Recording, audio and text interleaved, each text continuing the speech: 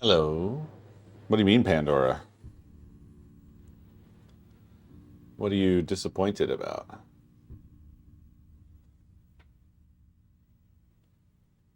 I'm gonna fiddle with this while people file on in. Pulsating meat father. Did I skip over this? Ah, this is specific games.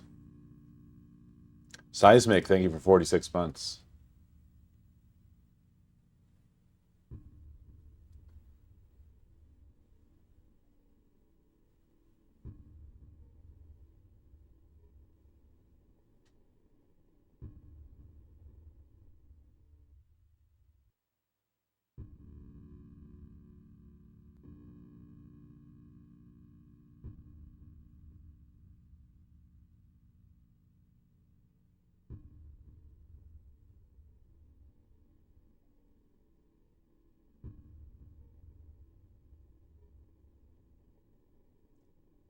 Want it to stop having that tick that it's having.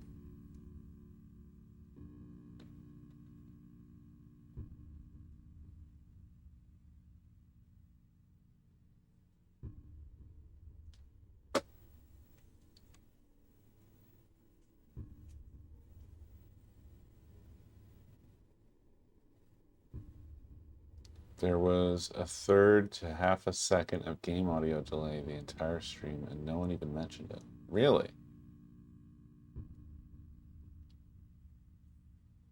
I feel like people would have said something.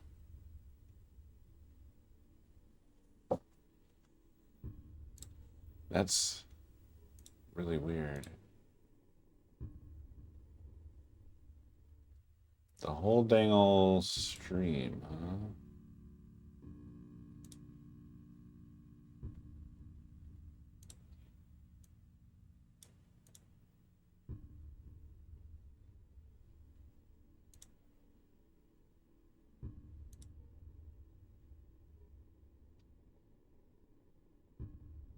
Huh.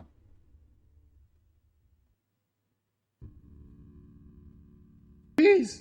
Yeah, the audio does seem to be delayed there. Hmm.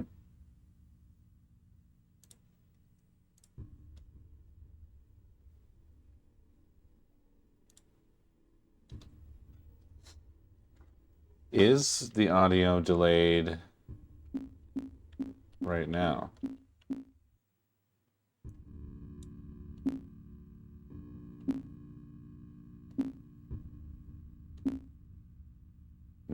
I'm gonna do a precautionary deactivate, reactivate just in case.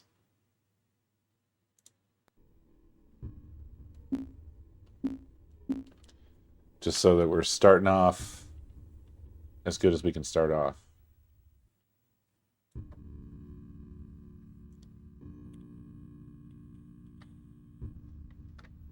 Ambrose, thank you for 7 months.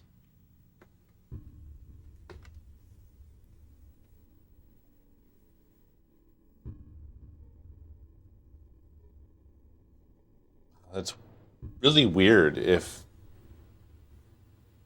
Twitch has just delayed audio in the VOD. That's really bizarre.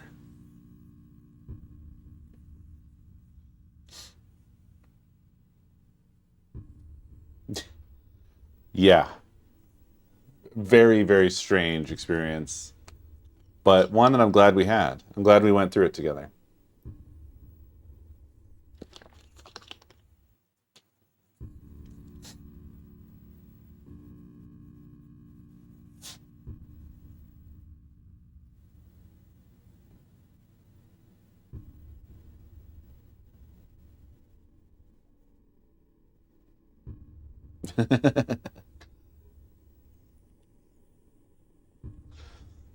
Yeah, I think we should definitely stomp through D.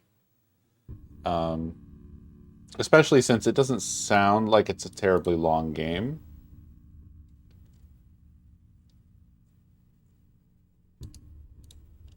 Because from the looks of it, it's pretty rough around the edges, so I feel like if it were a long game, it might be a bit too rough to do, but apparently it's not too bad, so.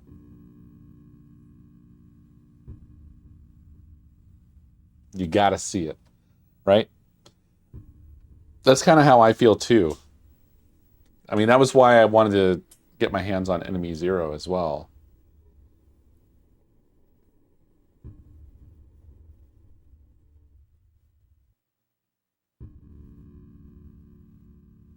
I had the Japanese copy, which someone had sent along a while back.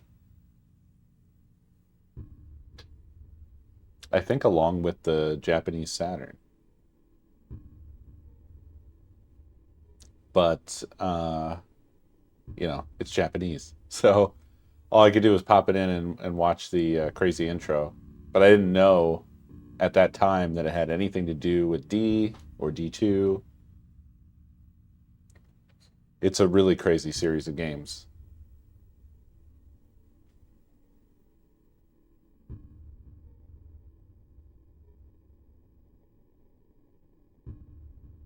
It's also interesting that the logo here seems to be similar to D2's, right? The E0 is like sort of a jelly thing, except for more, you know, coherent to look at. D2, its version of this, is a little bit confusing to look at.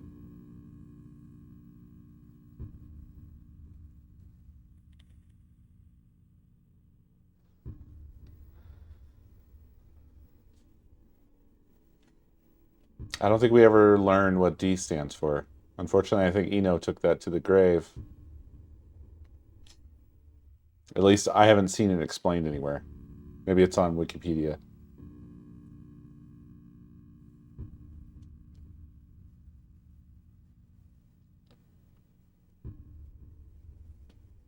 Yeah, just learn Japanese, no problem. Easy peasy.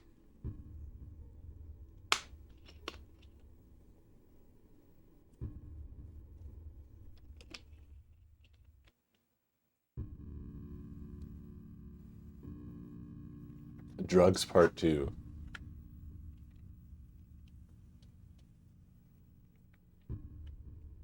For anybody who wasn't here last night,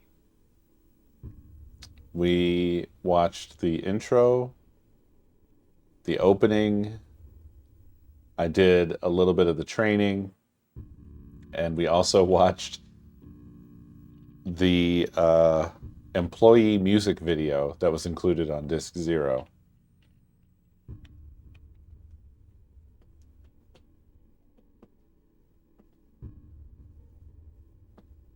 So, strongly recommend checking those out. But as far as the game proper, we're starting that now.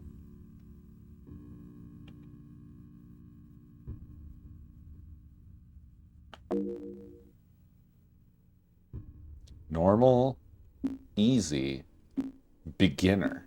And there's clearly a spot for hard. So I guess this game has New Game Plus.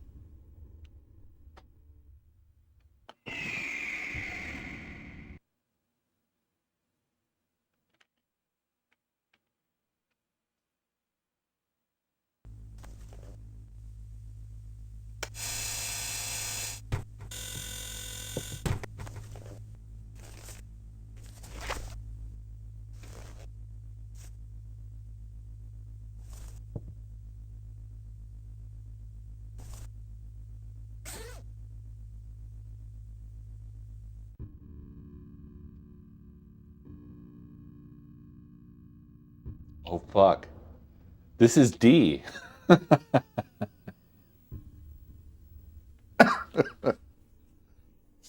It's D again.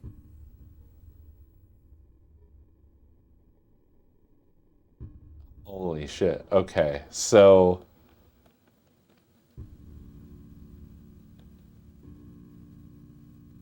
okay, God, this is crazy. So it's a an FMV game.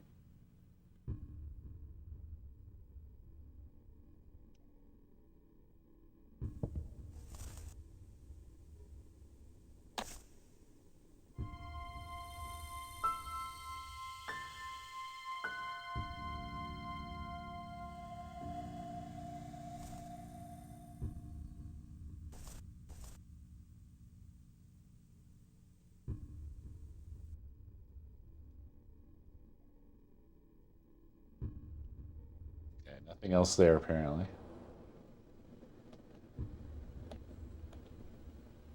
It's interesting because it has the same controls as D.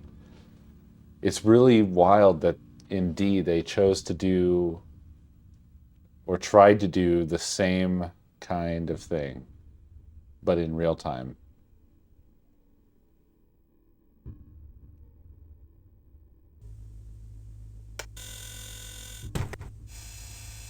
Yeah, the fingers don't look very good on the model.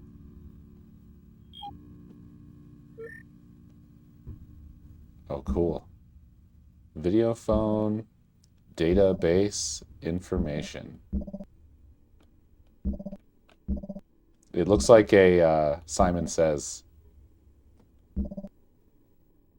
Let's check information.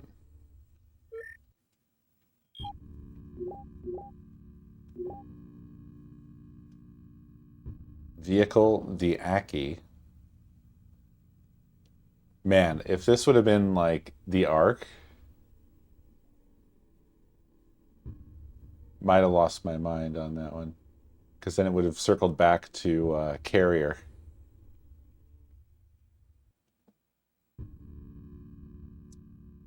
XYZ, speed, returning to Earth here in this tangled web of yarn or whatever that is.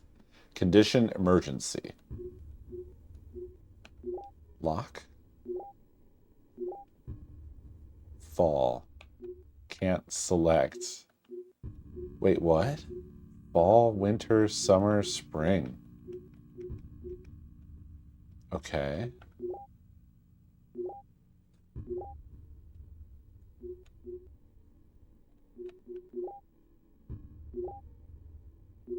Map. Laura room. Marcus room, storeroom, elevator, stair room, locker room. Oh, I can actually go. So there's basement, Parker room, stair room, power room. It's so crazy that Parker is in this, right? I wonder if the other girl that we saw is Kimberly. I really hope it is. Okay, so that's all there is for the map here. So that's all the information there is as well.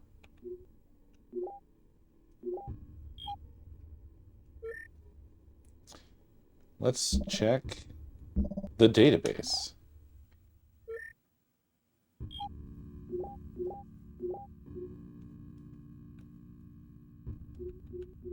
Okay. Database.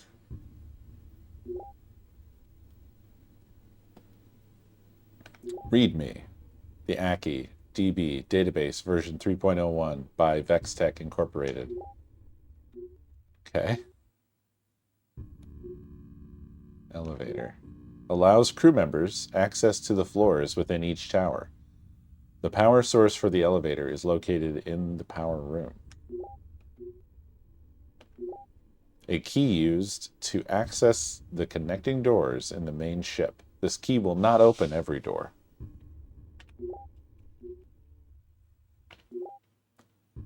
Intelligent cameras that are mounted on the ceiling. It records both audio and video data. The camera can also monitor temperature, humidity, and oxygen levels of specified areas. Weapons station. A device used to re-energize depleted energy guns. These stations are programmed to charge weapons within 5 seconds. Charging times differ according to the type of weapon. Key disk. A key disk is used to operate the elevator. The original key is blue, and a copy is yellow. Emergency program. A self-initiating program triggered when when abnormality occurs within the ship. The emergency program overrides and terminates all other programs, including takeoffs, landings, and hypersleep. Emergency bridge. Connects the winter and summer towers. and is used as an emergency transport corridor.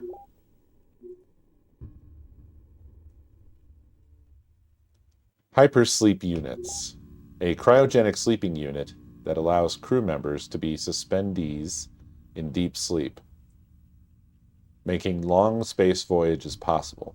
These units are programmed to allow safe suspension and reanimation of crew members. Tool room, located on the 4th floor of the Winter Tower. Various tools are stored there. Connecting door lock, used to open the doors to the stair room. The connecting door locks can be operated using either a specific card key or by entering a 4-digit code.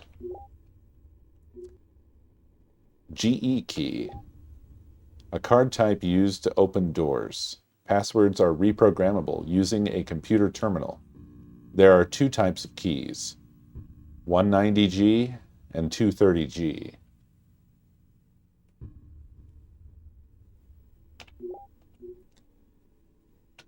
Self-destruct system, a system designed to detonate the main ship in the event of an emergency.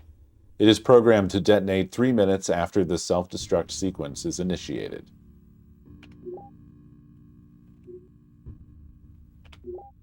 Manual lift.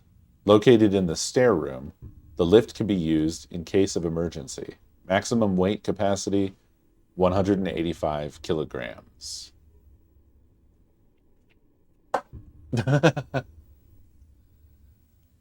What the... That's crazy, dude. Not this. I'm reading what Mari is saying in chat right now. Mari says, the meta-narrative is Kenji Eno was a very particular man. Apparently this game was announced in the PlayStation show of the Tokyo Game Show, except this game was a Saturn exclusive. So in that event, they announced that this game would be exclusive. And he did this because he was angry at Sony's disappointment of D's sales on the PlayStation.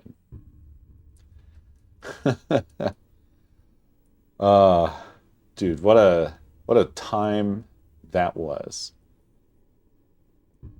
That pairs nicely with the whole legend of like Sega announcing the Saturn early at a bad price, only to end up setting the stage for PlayStation to come out and announce their console is $100 cheaper. They showed the trailer, and at the end it had the PlayStation logo morphing into the Saturn logo. That is not a good idea. I don't think so. I don't think that's a good idea. It's funny and kind of cool, but also, wouldn't it be getting shown to a bunch of PlayStation, I guess, future fans, right? Well, I guess this is after. Yeah, never mind. This is after PlayStation came out. So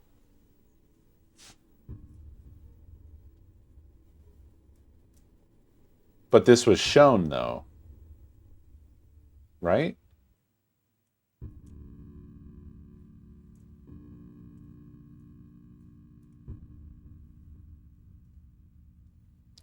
I don't know. I can imagine, based off of what I know from such conferences, that would not go over well with the audience.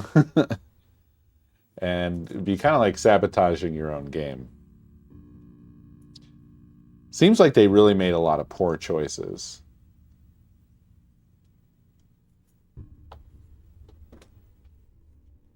They were just confused. Yeah. Yeah, that sounds about right.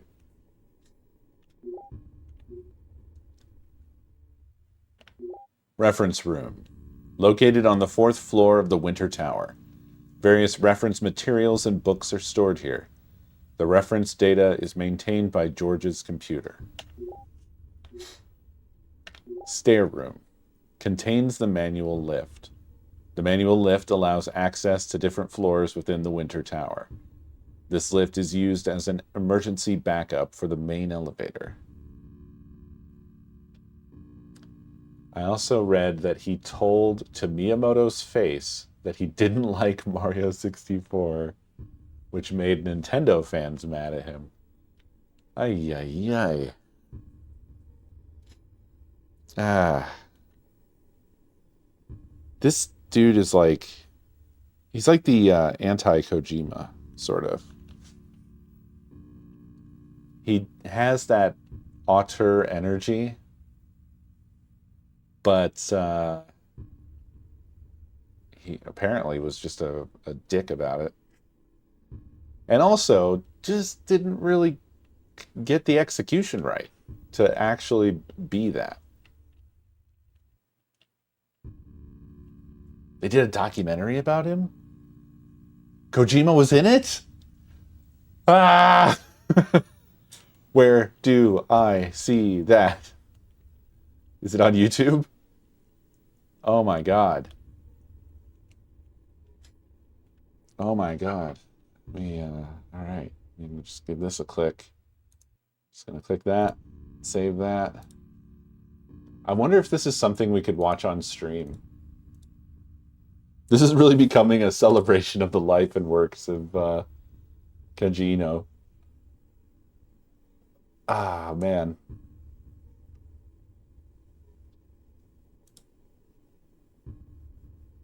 It's really too bad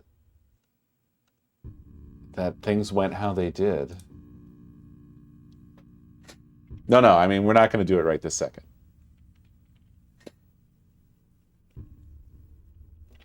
That's what bugs me. Like, in D2, I can see that there's good things in there. That's what drives me crazy. Overall, I actually liked it. I recognize that it's not a well-made thing, you know? But I liked it. And it had good things in it. It had very good things in it. It also had very bad things in it. Let's see what Enemy Zero has to offer us. So far, it's giving us an entire explanation of the whole space station. But I feel like it's useful to go through because it's telling us where everything is and what everything is. So, storeroom contains a conveyor belt and security detection system, which are used when loading cargo into the basement. Speaker system. Onboard speaker system connected to the ship's central computer network, which is used to broadcast emergency messages throughout the ship.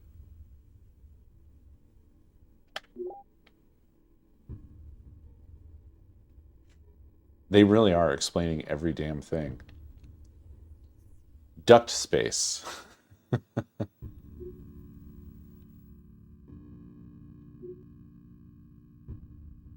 Wait, what? Oh, I accidentally hit up. Located between each floor level of the ship, this space is used for air conditioning and ventilation. The duct space also houses the ship's electronic and network cabling systems. Emergency shuttle. An escape vehicle that is docked at the Fall Tower. The shuttle is designed to navigate its return to Earth by means of an autopiloting system. Tower. The main ship is constructed of 4 large towers named Spring, Summer, Fall, and Winter. DNA lock. A high-security locking system activated by crew members' DNA. The lock can only be opened when the system matches the programmed DNA.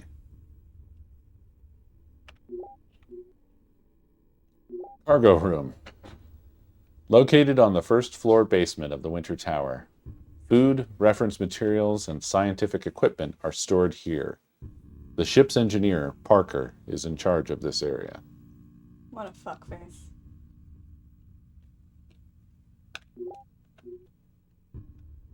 Okay, so 30 more minutes Mm-hmm. until this plate is done. And then I only have 6 more. Okay. It's going to take a long time. But Yeah. 6 more. That sounds like a reasonable amount. The others have passed your approval? I mean, it's not really about approval. But we got the supports changed. So I'm going to try that. And then the one thing got fixed, our engineering issue. So all that's left is to print it out, put it together, and then see if it works. Nice. If not, you will get a pile of parts, Mm-hmm. a printout to an alternative, and your actual gift. Okay. So, Either's fine. yeah, but it would be better if Right. that way.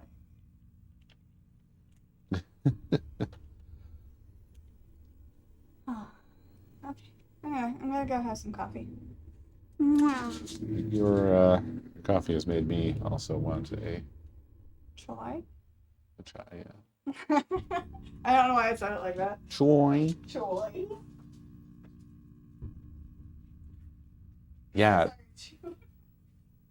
He was duckling behind me, and Uh-huh. I stopped all of a sudden. Oh, then he I ran was into you? and then it like stalled him. Yeah. Like I turned around and he's like, "What are we doing now?" Chu went into escort mode when she walked away, and then she came to a dead stop while walking, and he just crashed into the back of her. His escort mode is a little bit buggy. No. It's not a functional banana. Empress Black, thank you for 49 months. No, there was nothing about Janny was clear or explained. She was the child of apparently some other people on the plane.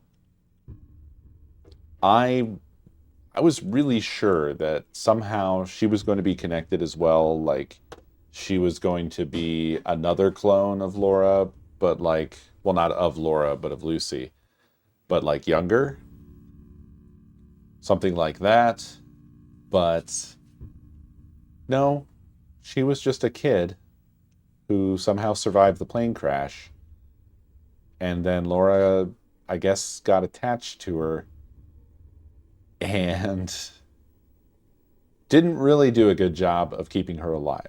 Most of the time, Janny is not with Laura for all of Laura's emotion over it. And then at the end there, she gets teleported to this cabin along with Laura, I guess by God. And then it just sort of seems like they didn't know what to do with her because the only thing left to do was this boss fight. So they're like, guess we gotta melt her. And so they did. It was an effective scene. It was really upsetting. I will say that. Really didn't need to hear her vocalizing every step of the melting process experience. Just like, from I don't feel so good to I can't see anymore. I can't talk now, Laura, even though she totally can. But like, you know what I'm saying? It was just this horrific experience. But essentially, Laura did not save her in the scenario that they were all in. She didn't save anybody. But ostensibly, everyone was saved by her, I guess, bonding with the power by defeating the final boss there. Although, there was something weird about that, too, because there's a whole speech from God that was like saying that you have to bind with this power to save everyone on Earth, to save the entire Earth and God. who in this is just Mother Earth, I guess, or Mother Nature. That's a bit unclear. I'm referring to the character that says, Laura. Hear me, Laura. Also, I think it's the same voice actor that was doing the voice for Janny, because Janny also said, Laura, Laura, Laura, or however they were saying it. Like Lawruh.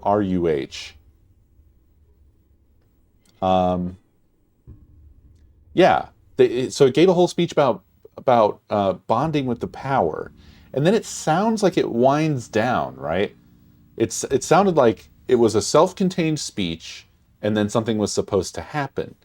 But then, like, 1 second goes by, and then it starts a new speech that's basically just about David. So, the bonding with the power is just not represented at all, or shown, or explained. And that's the last you hear about it. After that, it's basically that she has to, I guess, teleport back through time to David, which was just... Oh. Not explained at all. And it's also it's the first instance of just like suddenly time travel. Outside of that, there had been those moments where Laura is like chucked back somewhere safe by God, when I guess she would have otherwise died. Although I don't understand why God is always like just basically chucking her at a place and she crashes through the roof and stuff. Thank you. Is it David? Is David God? No. I don't really understand. The part of the problem with it, story-wise, is that there's no... It really feels like it's written by somebody who has not had close relationships with people. Because there's no sort of work being done in the story to justify the levels of attachment that characters feel for each other, or anything, or the opposite. Like, they don't have a reason to act the way they do in certain cases. Not every single interaction, but like Kimberly can kind of get a pass because there's some, like, it's been 10 days. I guess Kimberly had been taking care of her while she was like in a coma or something. So I can kind of see that one a little bit more. Kimberly the little kid with the weird neck? No. Okay, never mind. No.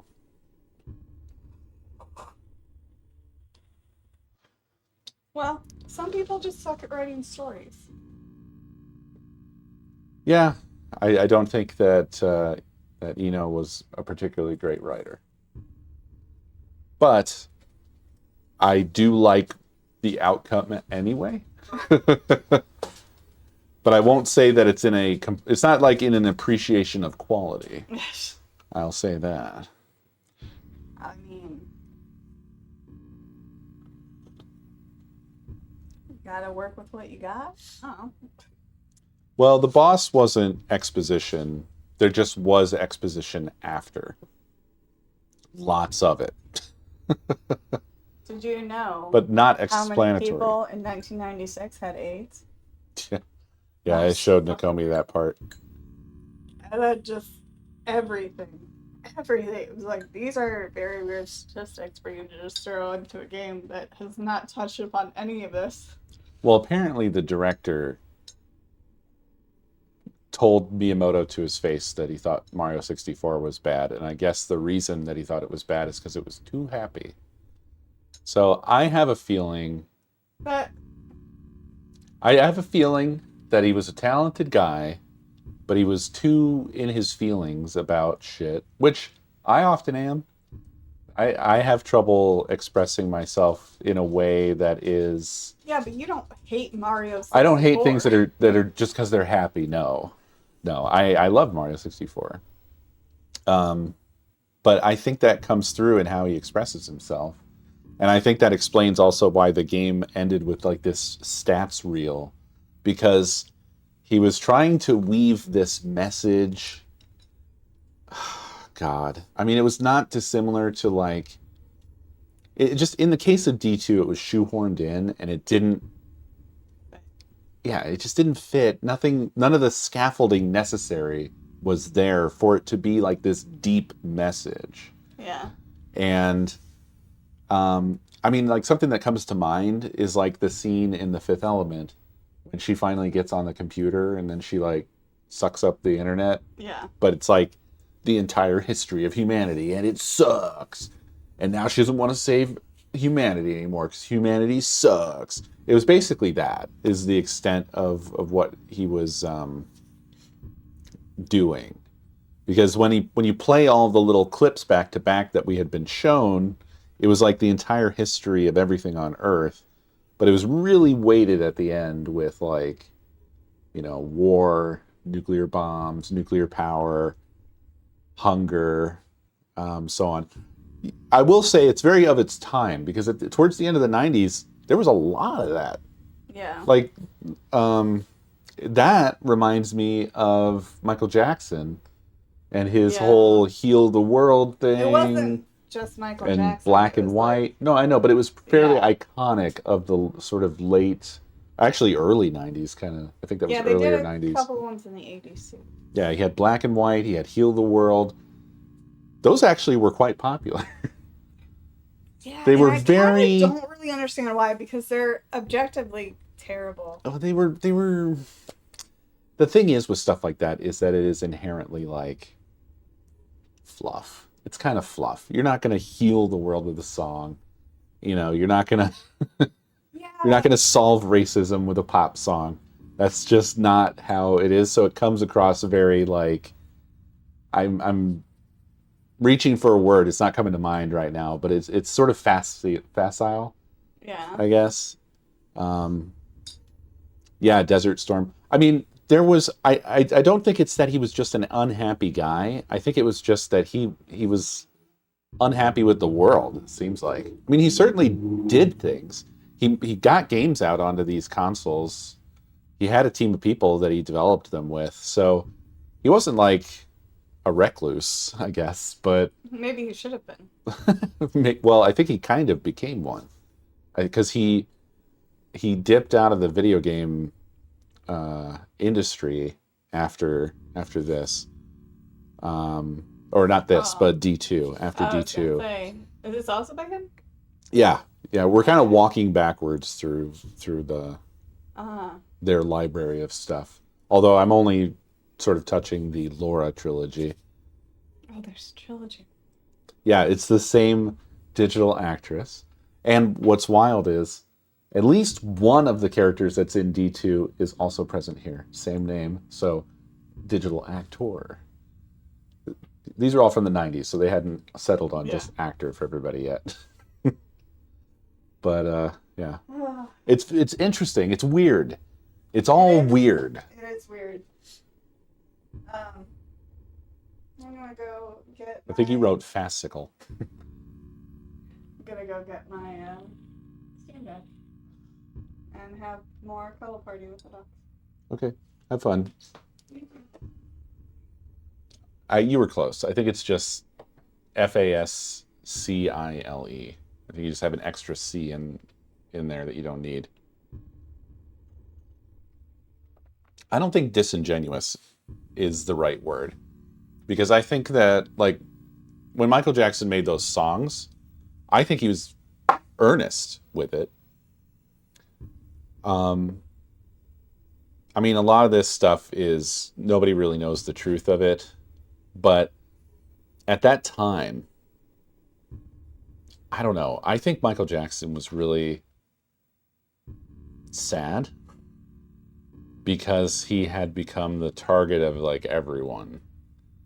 And he did a lot of wild stuff that I think is just really obvious mental illness kind of things. Probably depression among many other things.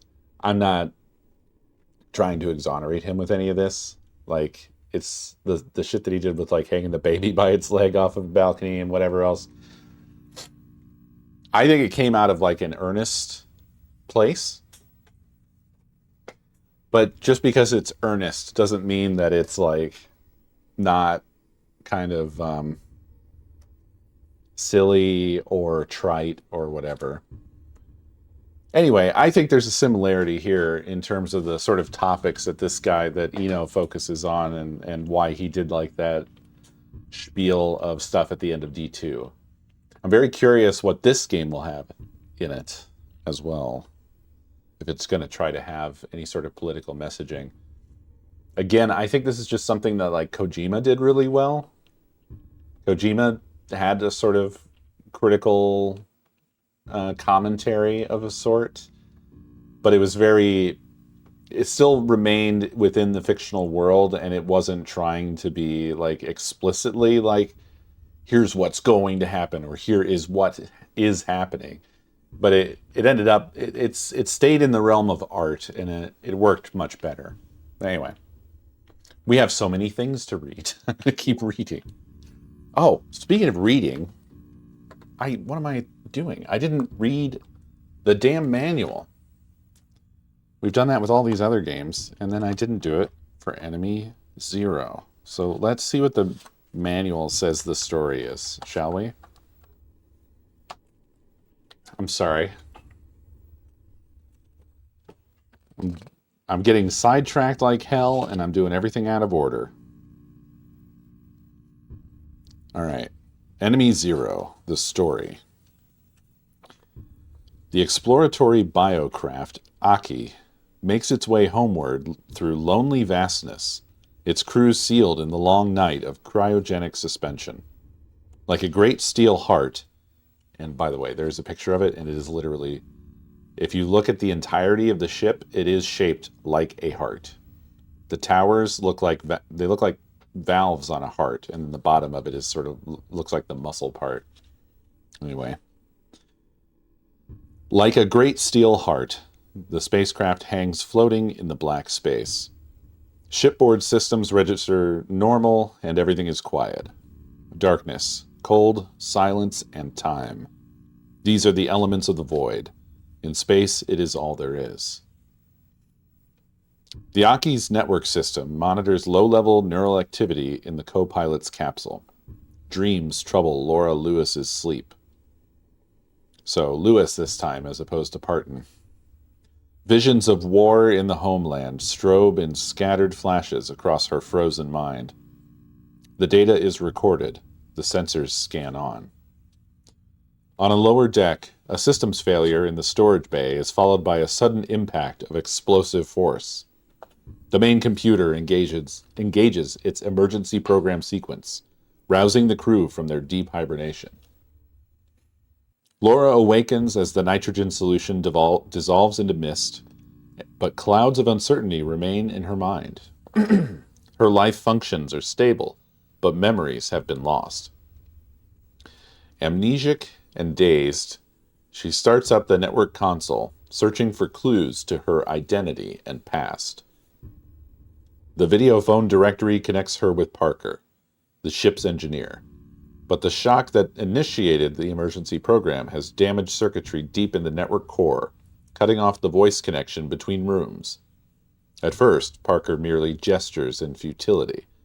But suddenly, a violent tremor rocks his cabin, and a wave of shock and fear crosses his face. Laura can only look on in silence as she watches him retreat from some off-screen presence that has invaded the room.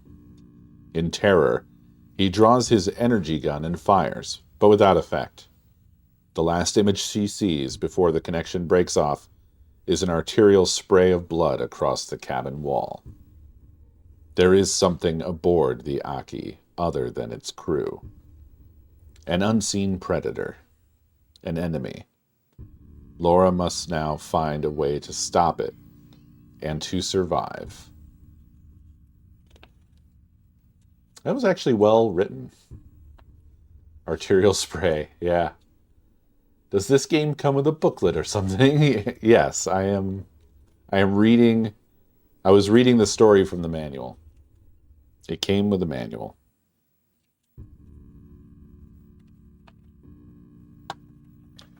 So there you go. I mean, that's basically the opening movie that we already watched, with a little bit more than that.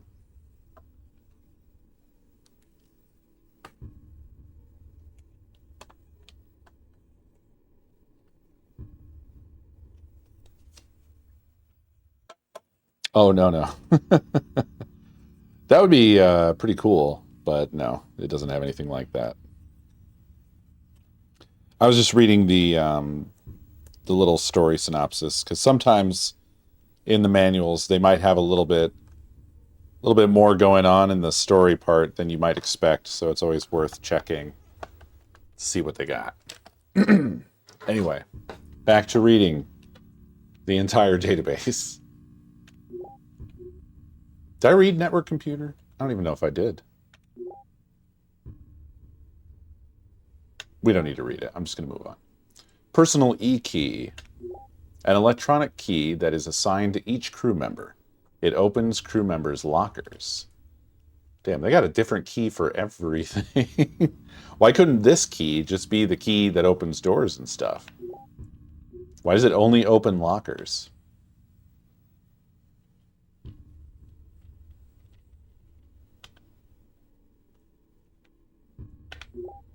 Power room. Contains the main power source for each tower. Due to security precautions, a code is required to activate the power source. Vehicle the Aki. There you can see how it looks like a heart. The name of the main ship. It consists of 4 towers named Spring, Summer, Fall, and Winter. The ship is named after its designer, Ichiro Aki.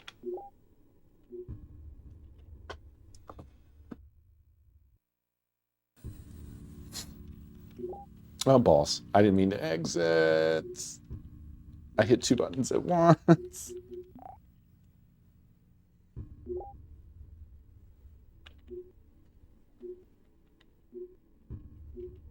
No problem. No problem. Yeah, every Grand Theft Auto 3 game came with a poster. I think on every platform as well. So if you bought the PC version, you got the poster. If it was PS2, you got the poster. And by every GTA 3 game, I mean the original, San Andreas, Vice City.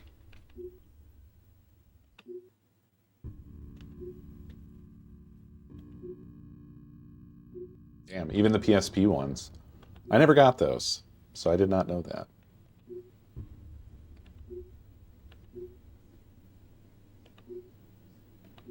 All right, we're back. VX projector, a device that is able to project what's behind a solid wall, as if there were a window. This projector is optional equipment for crew members to have installed in their rooms. Headset camera, a device worn on the head that transmits video and audio data to the network computer. It is used to collect and record information. Voice recorder, a device used to record log entries. This model consumes batteries at a high rate. Record creates a new log entry, and play retrieves an existing entry. I can't believe how many definitions there are in here. This is bonkers. Body scanner, a device that scans the human body utilizing, I can't even read that, 3FP, 3TP, 3FP rays, which are able to view the internal components of the body. This device is used to detect diseases and is used in maintaining the health of the crew members.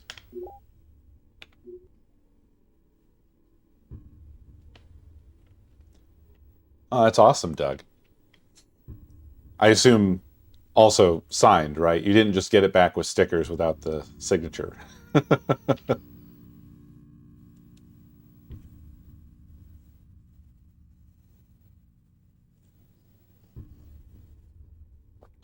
Yeah, man. On the PSP, I played SOCOM online. It was not good even then. It was bad then. Plant hologram. Okay, well, that is a butterfly. An artificial plant image. Again, that was a butterfly that is created using 3D laser beams. There are also butterfly and bird holograms. Okay, all right. Okay. Then why is it called a plant hologram? Anyway.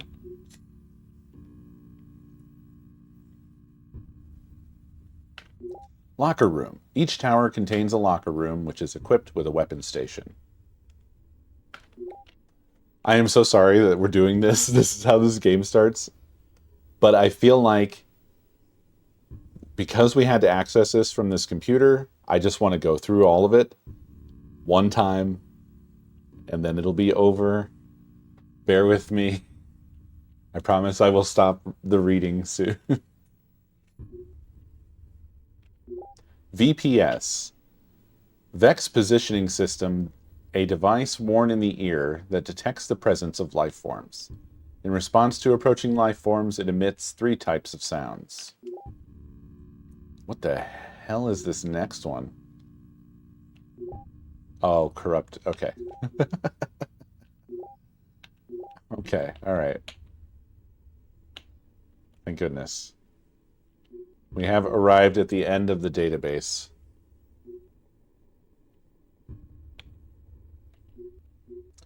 Crew data.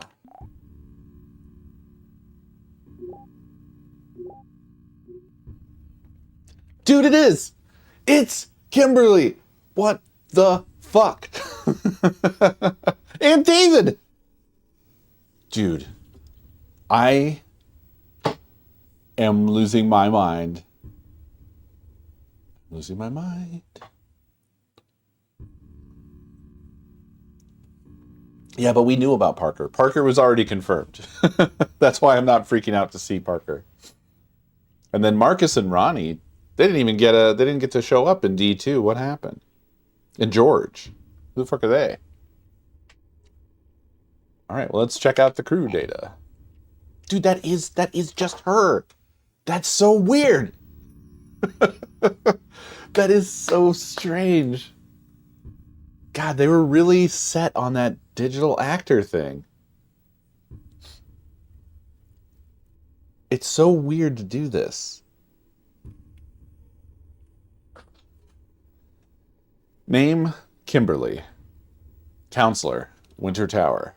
Age 32, sex female, blood type B, country USA. Now, David doesn't look like David. I think we can agree.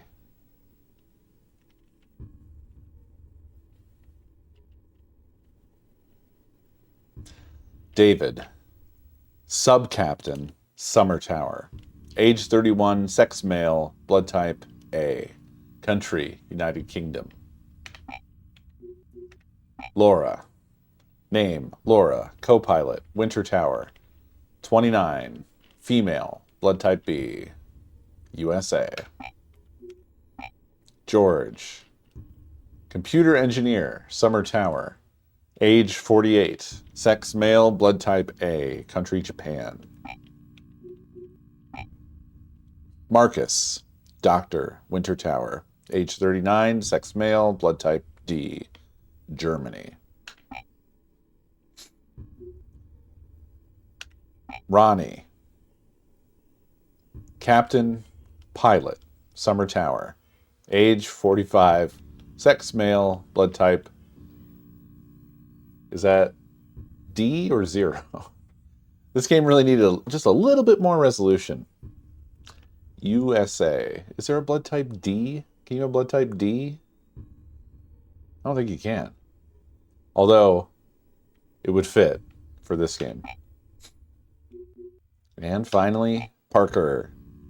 Engineer, Winter Tower, age 30, sex male, blood type A, USA. Yeah, it must have been an O then.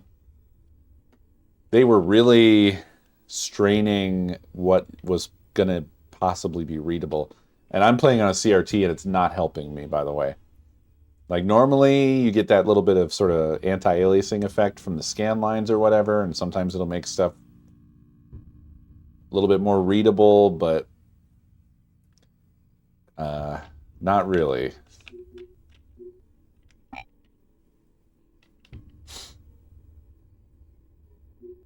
All right. Personal file. Not available. All right, we're done. We're done with the reading. I'm sorry.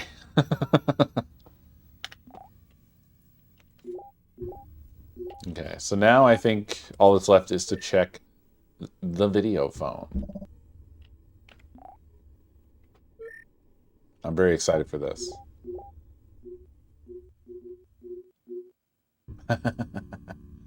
All right, sick. We have to call Kimberly, right? Oh no, I need an access code?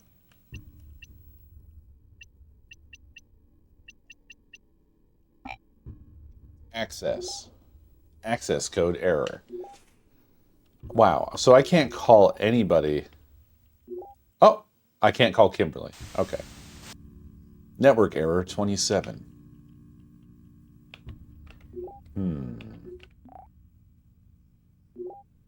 Network error 27. Oh shit, no, it's still working.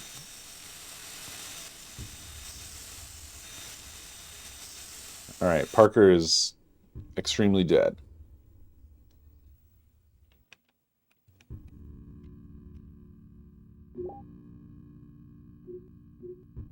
Ronnie.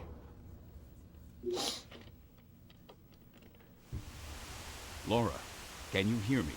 This is Captain Ronnie. Things are probably rather confusing for you at the moment, since you were jolted out of hypersleep. It seems that something is happening on the ship. I want to discuss this with you immediately, so call me on the video phone. That's what I just did, buddy. This is the video phone. I just called you.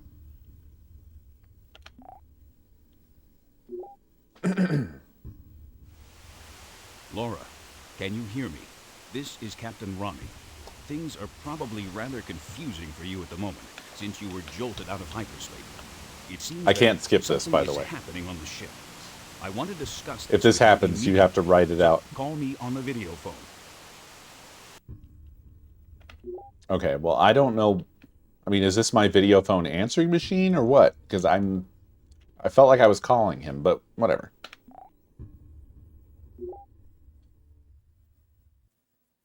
Oh, connection refused. George doesn't want to talk.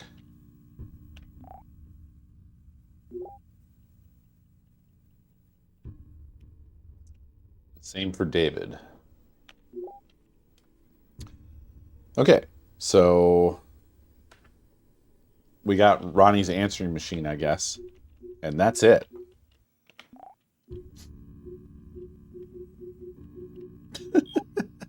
Everything is so animated, which is great. Love it. Right, I think we have finally done everything we can do. No, I couldn't even select Laura because Laura is me.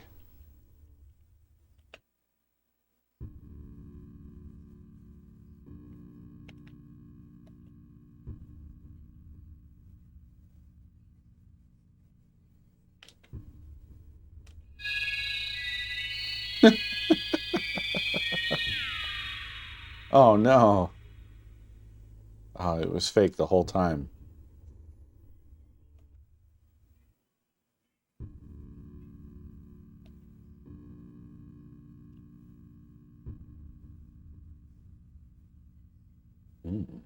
What's in here?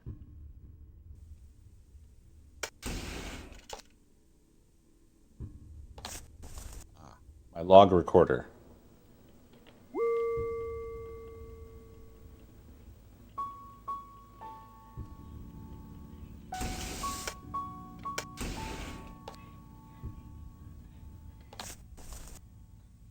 Something. We saw that. That's like a key? I think it's the key for the lockers. Okay, so I suppose we're done with that.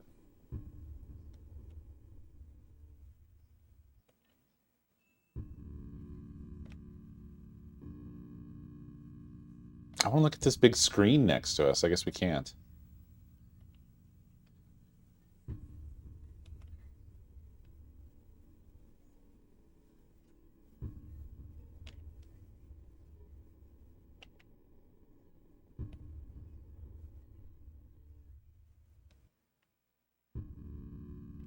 This is not even, this isn't real-time 3D. This is just an FMV game.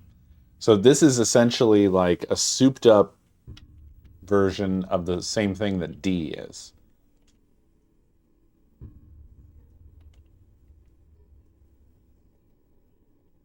Oh, the Saturn disk drive is quiet.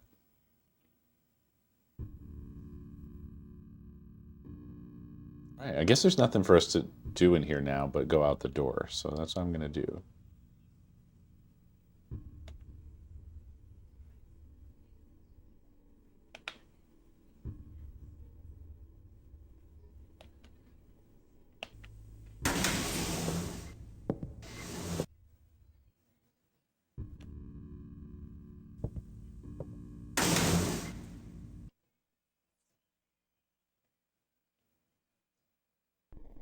Attention.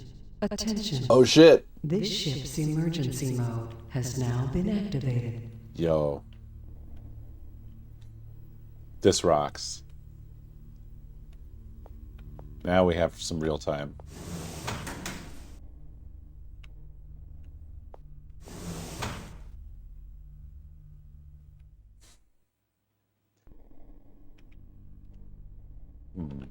I guess those are like motion sensors or something.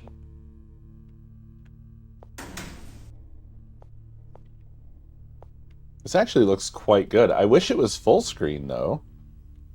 I wonder why they went with this kind of weird aspect ratio at all times. I guess so it was consistent with the FMVs.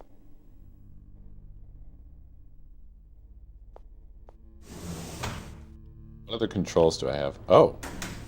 Oh, weird. So if I press B, I can sprint. Just sort of auto sprint forward. Left shoulder look left, right shoulder look right.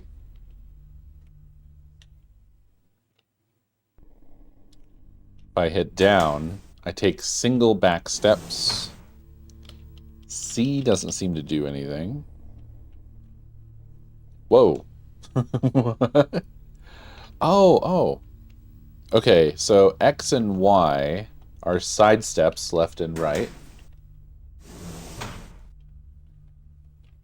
And then Z also seems to do nothing. So this is an ABXY game. And L and R. They could have put this out on Super Nintendo. To be honest, I'm quite used to these kinds of controls. They're a little jank, but I can deal with it. What about start? Do we have a menu, an inventory, a health bar? No. Start doesn't do shit. Sorry, C, I didn't mean to insult you in this way. So we don't get to have a map. I guess it's one hit, instant death.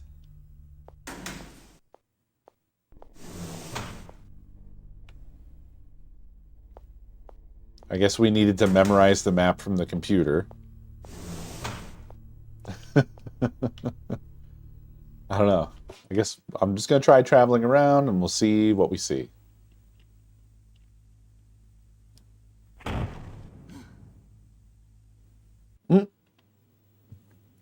Apparently, locked door. Okay.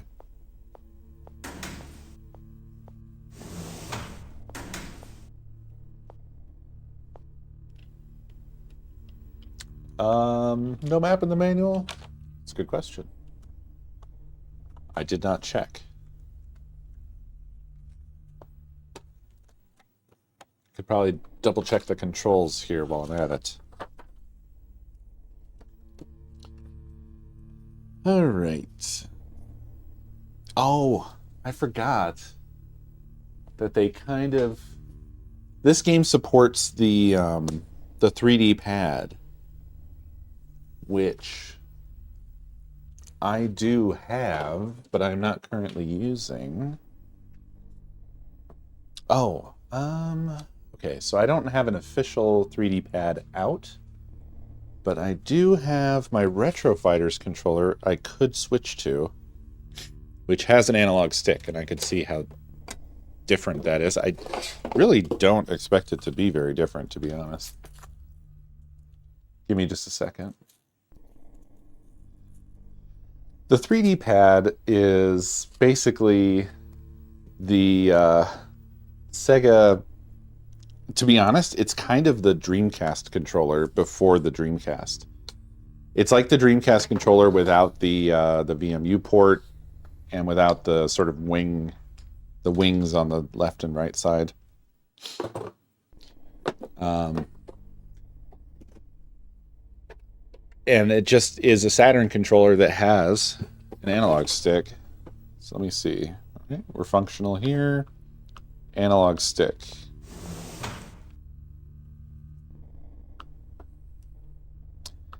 This is like not different. I don't know if this was worth my time to switch controllers, but I'm using the analog stick now. It's a Model 2 with the good Saturn controller. I don't agree that it's the best controller ever made, but I do know that people like to say that. In my opinion, the Saturn controller, the good Saturn controller, is fine. It's a good controller, but it seems really cheap to me.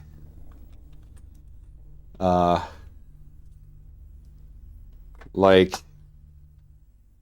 it's okay, but I prefer the feel and the impression of build quality that I get from a Super Nintendo controller compared to the Saturn controller.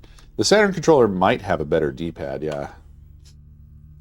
And the other thing, I guess, about it that probably matters the most is that Saturn was kind of like the fighting game console, right? Saturn got a lot of arcade ports of fighting games, and I think it kind of became the fighting game headquarters, and it had a good controller for fighting games. So I think that's why.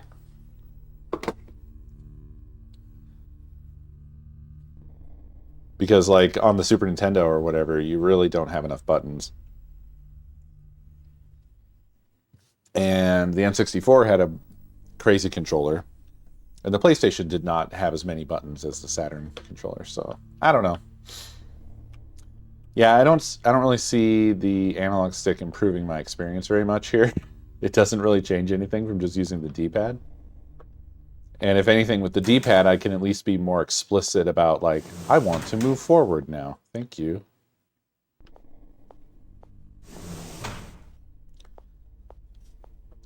I gotta say, I am lost. I don't know.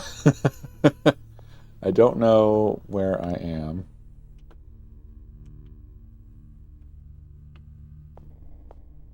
So we're just going.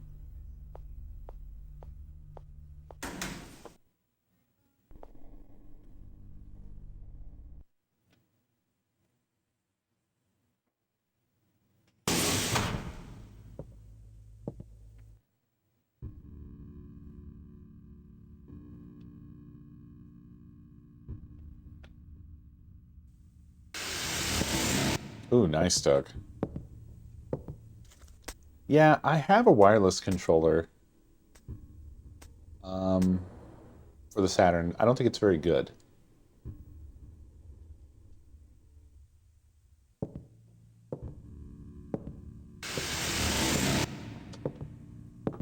Okay, so I don't really know what room this was supposed to be. Was this the elevator, and was that telling us that it did not have power?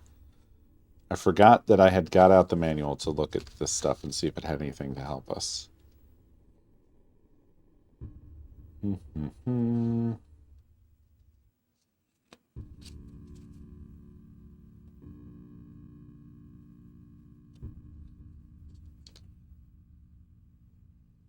Search mode, using items. You can press L or R to bring up a display of the items in Laura's possession. Presumably that's when you're in search mode. When you're in rooms, You are safe from the enemy. You won't be pursued.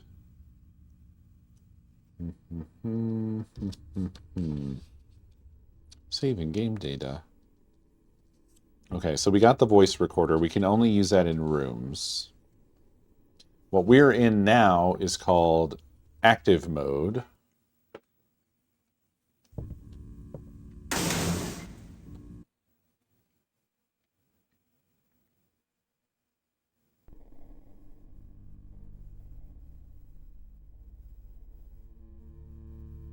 Oh, the C button does do something. If you do C plus a direction, you can look in that direction without moving.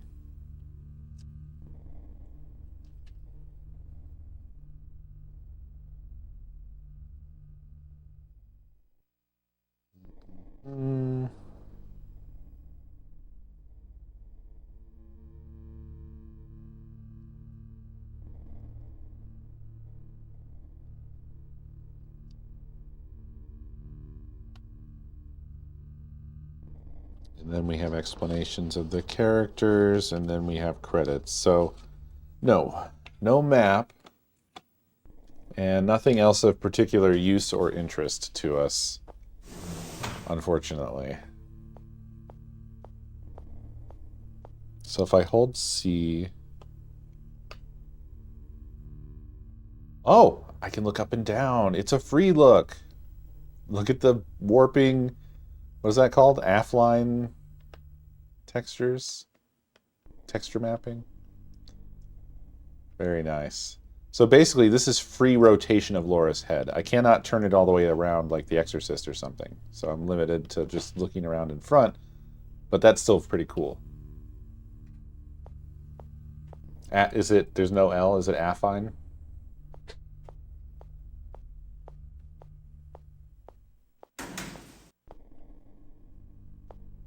Now, we're not hearing any noises, so I don't think we're being... I don't think the enemy is near us at the moment, but... I'm fine with that, to be honest. Oh god, which way?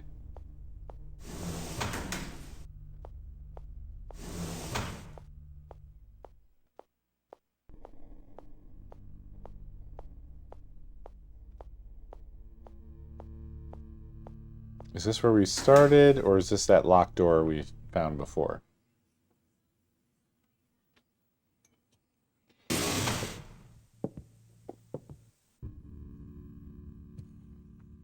Oh.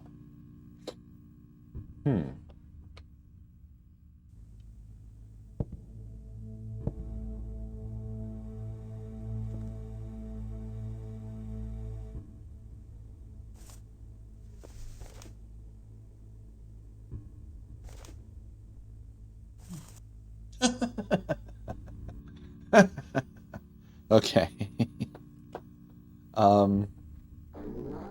Cool. I can bring up items here.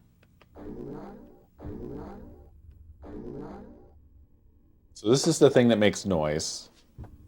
Detects the enemies. This, I believe, is the thing that unlocks lockers.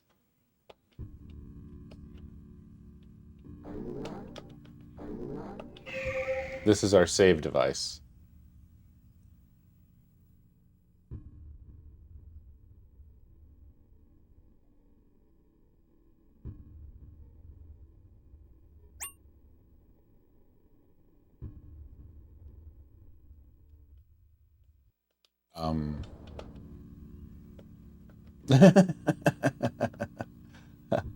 Okay. Yes. Okay. Yeah, overwrite no data, please. Okay, great. I guess that's telling me how much space I have left to save with. All right. So we can't go in there because we don't have a key card or a code or whatever we need.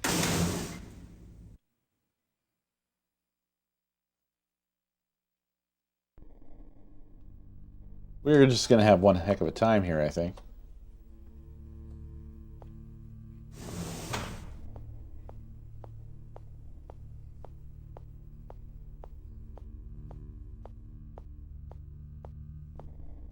Wait. No other doors? Okay. I think we came out from here. So I'm going to go this way now. I think I'm wrong. I think we're going to get deeply lost.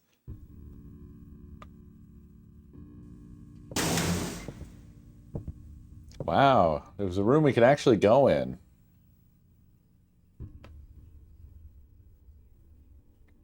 This looks like a locker room, I guess.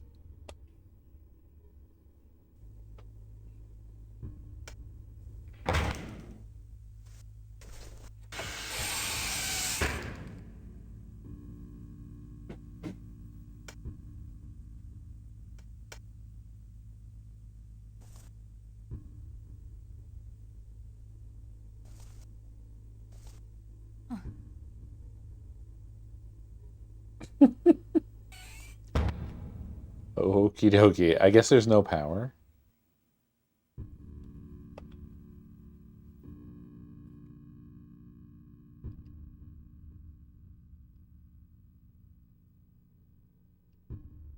You'll have to forgive me. This is not very responsive. It takes a moment after every direction that I press.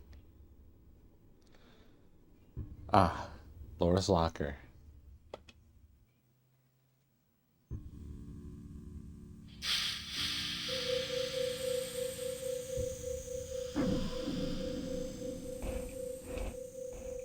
The hands are very upsetting. Also, why did you just do that? That was not necessary. Also, what is the audio here? Excuse me in many ways. Okay, I think we just need this.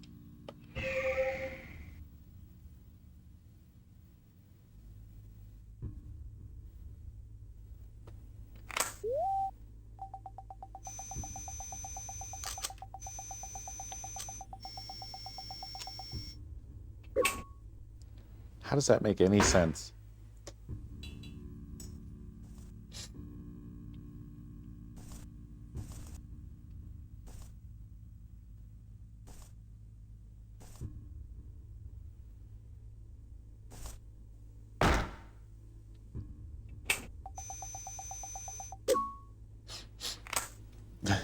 Okay, cool. I guess that was the only thing of use in the locker. And we got...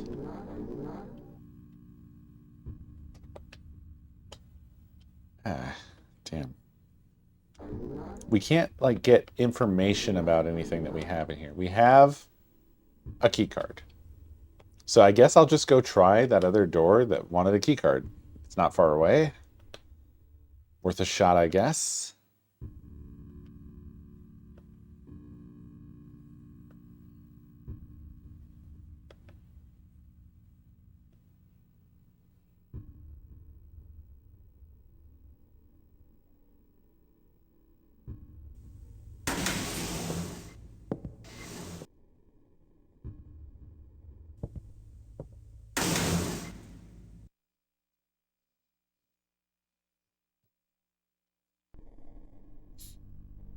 Okay.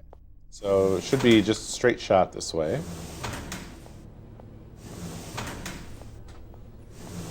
Also, thank goodness everything you can do in this isn't just the FMVs. It's kind of refreshing to get out to this real-time 3D space, you know?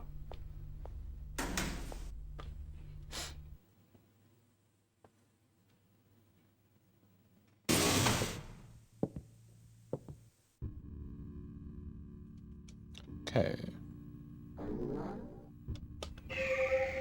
Yes. Swipe that thing. Swipe Tua.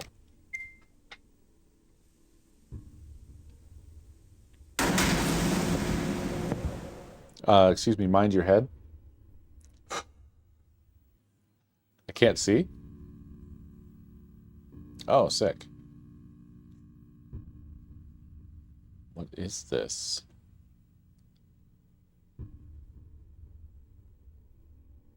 Okay. All right.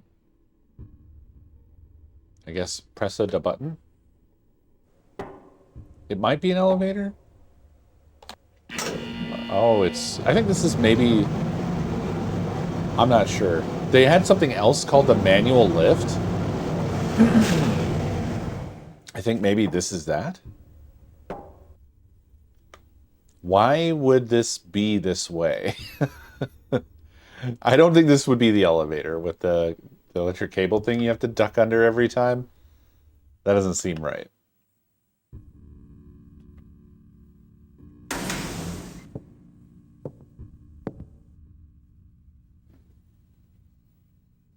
Yeah, the scope was pretty awful in D2.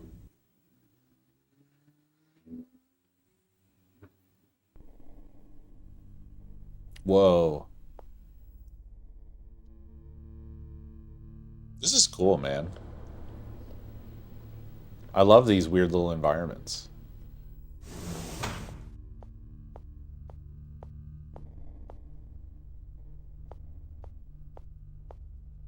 Okay. For some reason, it does snap me back forward sometimes. I don't know why it's doing that. Oh, okay. There's more variety going on here than I expected, I'll say. Is this a DNA scanner, I think?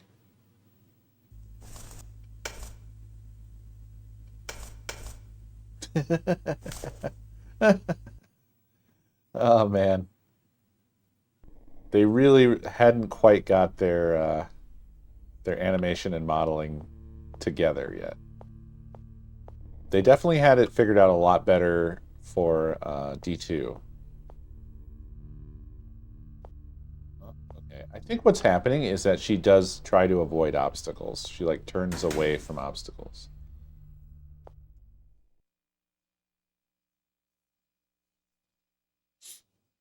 All right, what's up with this one?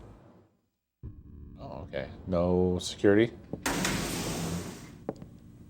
Ah, is this the power room?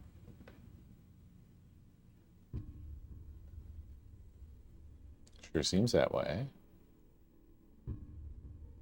Sorry, just making sure there isn't anything else that I can look at here. I guess step forward to this panel very specifically and press button. Oh. I will press power button. Okay, no dice. Power. Nope. How am I supposed to know what to do here? Maybe I just turn them all on. Don't overthink it. Power. Nope. I guess I just have to brute force this. I really don't know what else to do. But a 5 combo might be a tough brute force, huh? Quite a lot of combinations.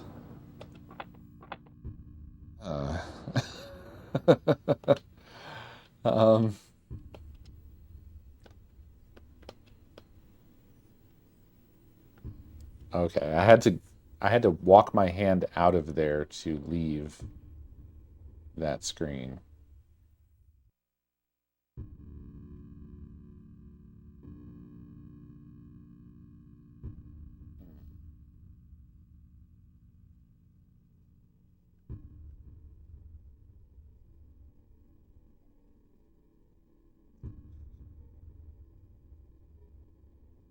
Maybe it's what we're seeing here? On, off, on.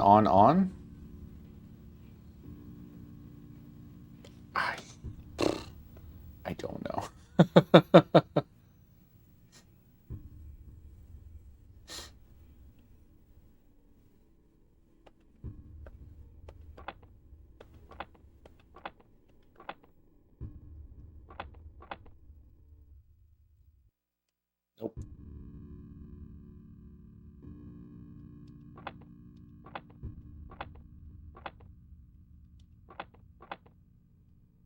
Yeah, maybe the opposite? Nope.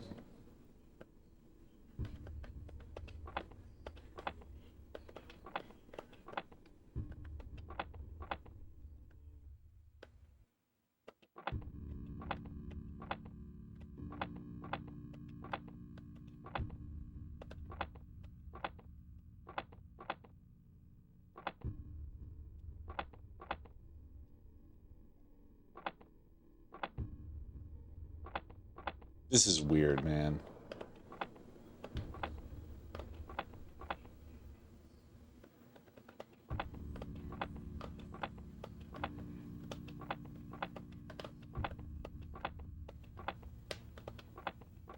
There must be somewhere else where you're just told what you're supposed to do.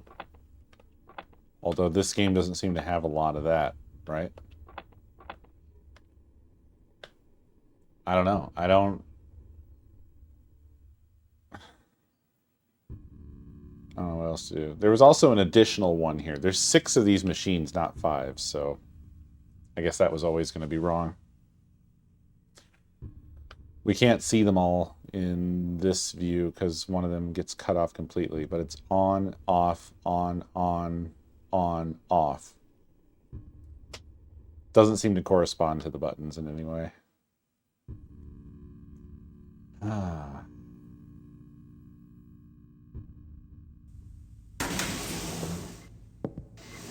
It's quite dumb. Oh no.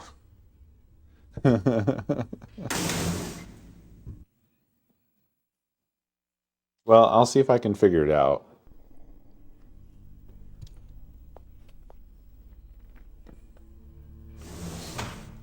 Is there anything out here?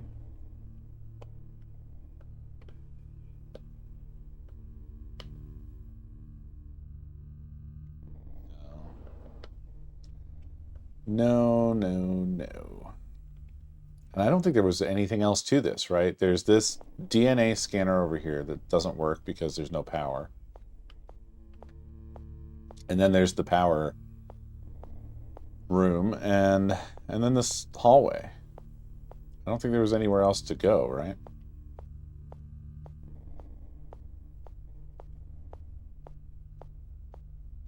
Yeah, this takes us back to the manual lift. Good luck, my dude. That's concerning.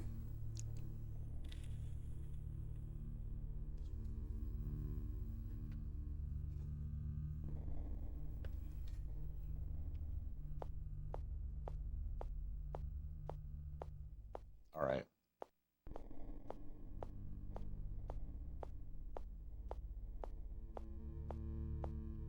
I'll try to brute force it.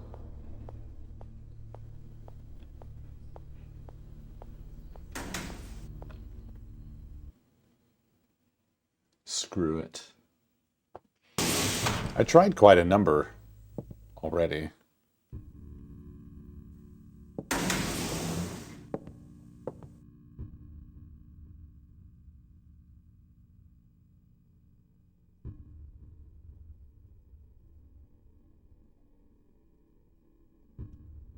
What the?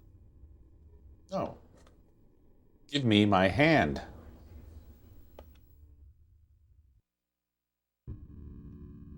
There we go.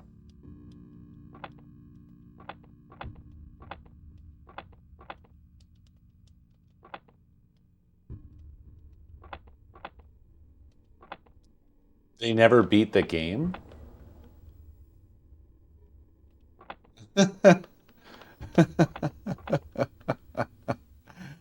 Oh my god. That's really crazy.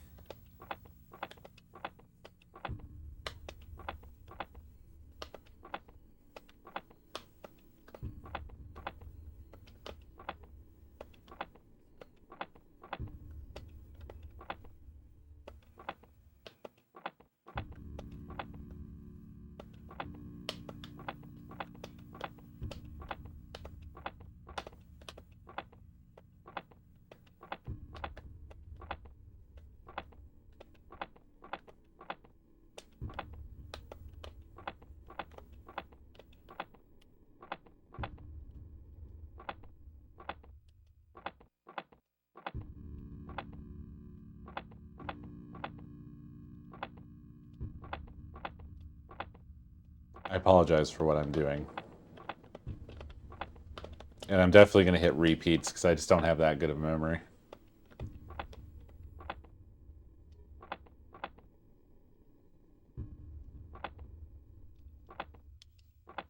Oh no, it needs a guide? Oh god. Well, maybe I will, because I don't want to torture everybody, okay? I know I'm a weird little freak, and I like this crap, but I know not everybody feels that.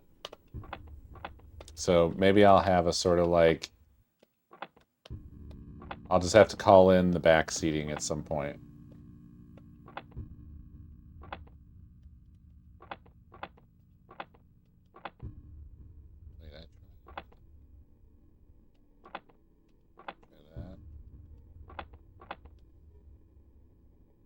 Only 400 billion more.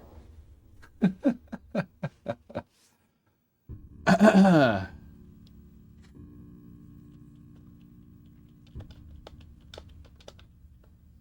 I try this? I think I did.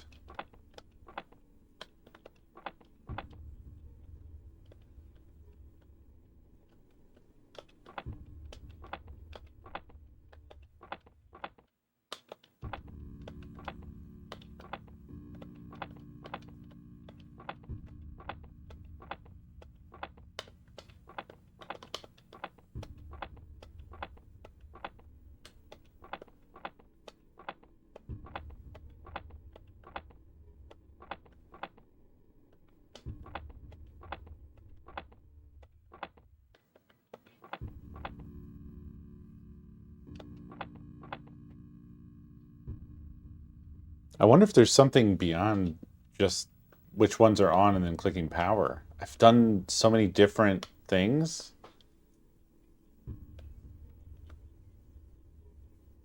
I've done all the singles. I've done all of the fours. I've done with all of them on. I'm not sure if I've done all of the twos and all of the threes. But leave it to me to somehow dodge the exact one.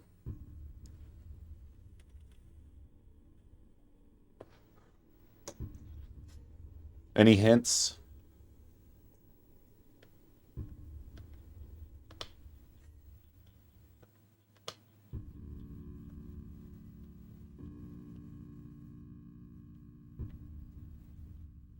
It's 3, apparently. Okay.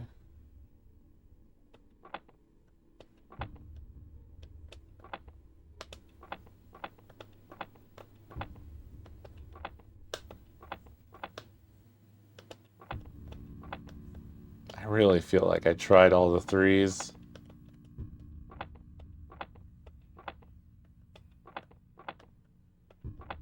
I don't have the impression that I could interact with any of the other machines. Are there other 3s I haven't tried here?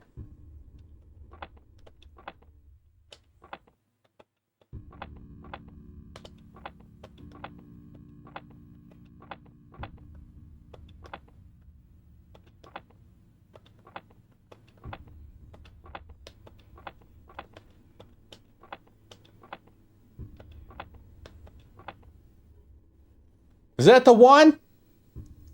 How did I not do that one?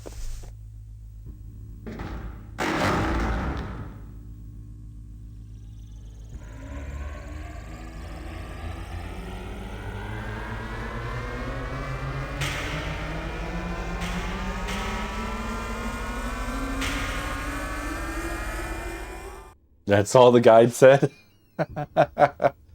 Well, yeah, I mean, there's only so many combos of 3 that you can do, but the problem is, at least the problem for me was, I couldn't remember which ones I had damn done.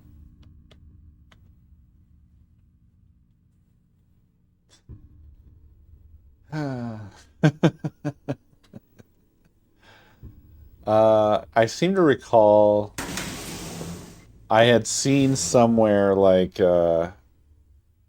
one of the criticisms of the game is that the puzzles are like kind of brain dead throughout the whole game. But I also saw that the game was like super well reviewed. Yeah, this I believe is the basement generator. And I think through here, I think Parker's room is somewhere through this. Apparently turning on the power has not helped with that. But hopefully the sequence for the basement generator is available from one of the other survivors. I mean, that's what I was going to fall back to, was to just go back and explore up top more.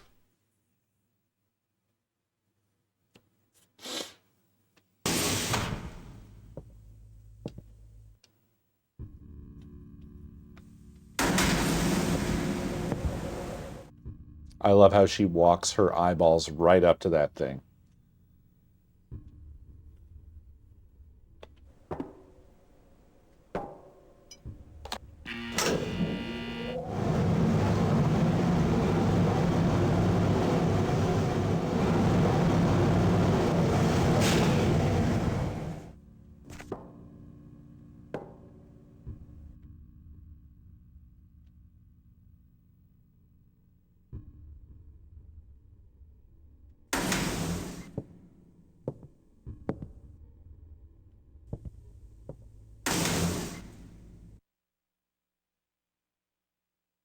Yeah, I mean, we have the answer, so however the answer is found is fine. Okay, so I'm just going to go with right turns. So I'm going to follow the right wall.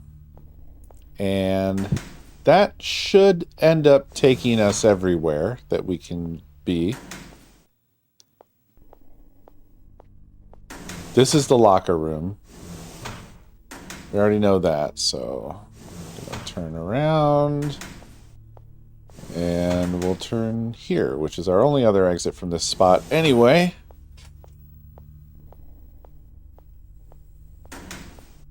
Okay. Door to our left. I'm just gonna skip it, keep following along.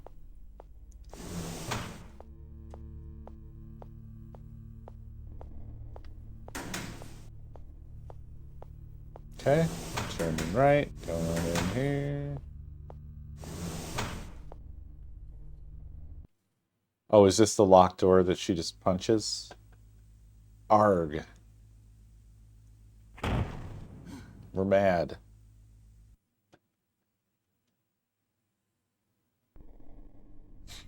Okay. Turning around.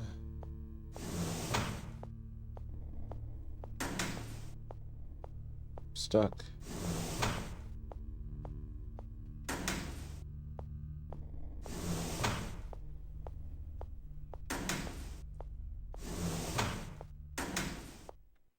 This might be Laura's room again.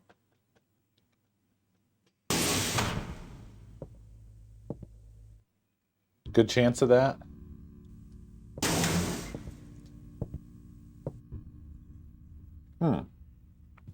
It is. And there is another door. But let's take a quick look at the map again.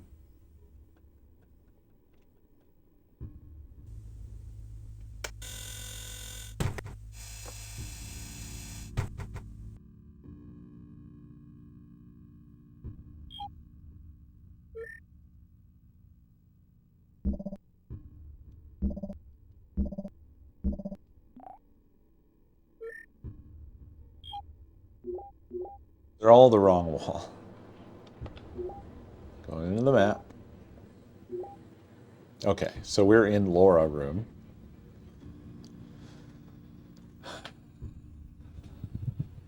Okay. Stair room is the room that had the manual lift in it. We went down to the basement, right? And yep, there's the power room. Okay, I was right. That other door does lead to the labyrinth that leads to Parker's room. And we did the power room. All right, cool. So this is sort of making some sense now. So we followed the right wall. So we went from the stair room to the locker room. We didn't go in again. We went along that long corridor. We can't go to Marcus's room. There's a locked door. So we turn around, followed the wall all the way back down to Laura's room. So now if we keep following the right wall, we could see if we can get into the storeroom, which I doubt. And then we can follow the right wall along down to the elevator, which might work now because we turned on the power. Unsure, but that's my plan. That's my plan at the moment.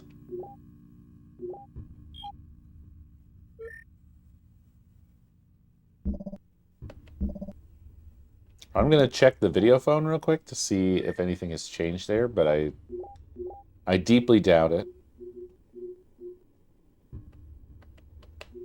So let's check with the captain again. I bet it's the same message. Laura, I'm worried about Parker.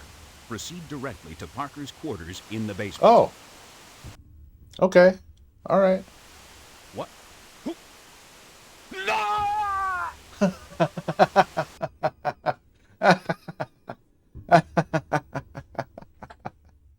Okay. Well, I guess we don't have a captain anymore. Noted. So things did change. Let's see if we can communicate with anybody else.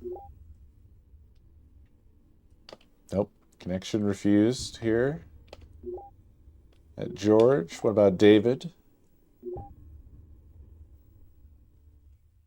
Connection refused. Marcus.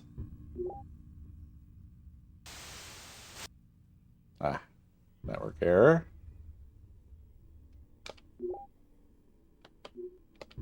Oh, apparently I was disconnected from chat. No change here.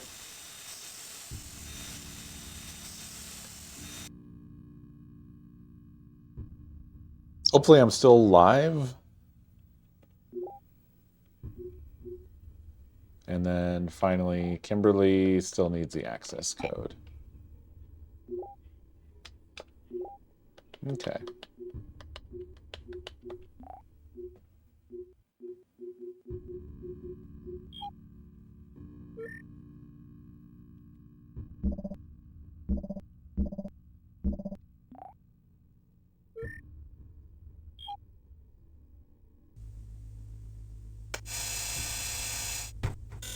I see you guys now. It looked like I was live. I didn't see any dropped frames or anything like that, so.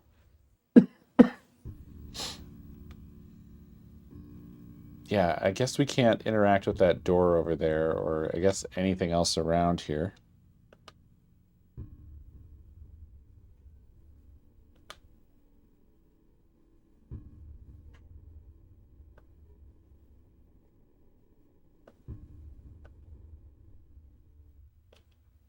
So I guess I'll leave. Before I leave, I'm going to refresh my save. I need you to mute that real quick, and I need you to listen to something. Okay. Hold on.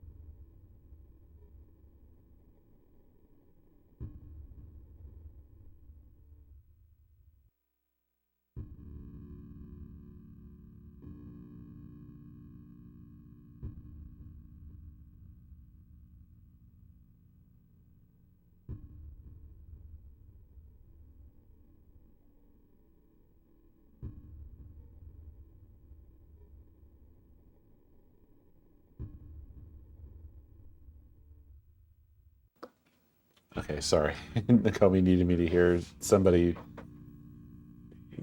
deeply mispronouncing Ariana Grande as Ariana Grande. I'm not. I don't know. The battery is memory card space. The onboard RAM of the Sega Saturn. Okay, bring out the thumb.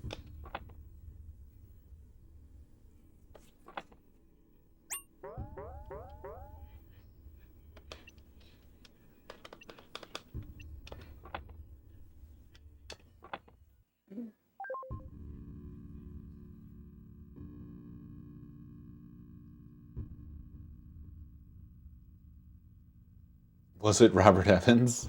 No.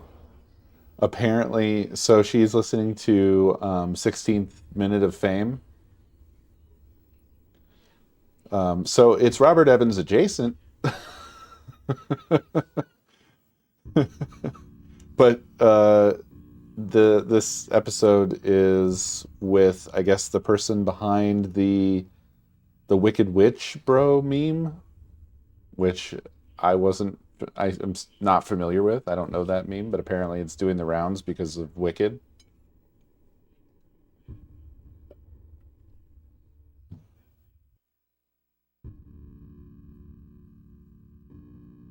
I really think it's memory card space. But who knows? This developer is crazy. It could be that they limit you to just a handful of saves, like actual uses of the save device or something, and then you're screwed.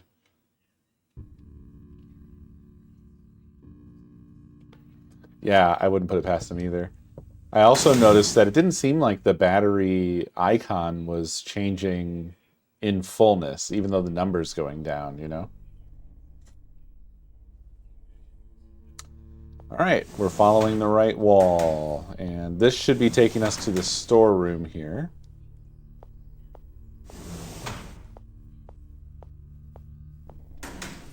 And I feel like we couldn't get in here before, or something was amiss.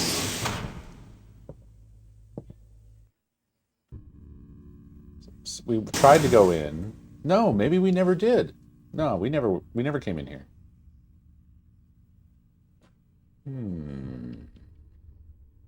Okay.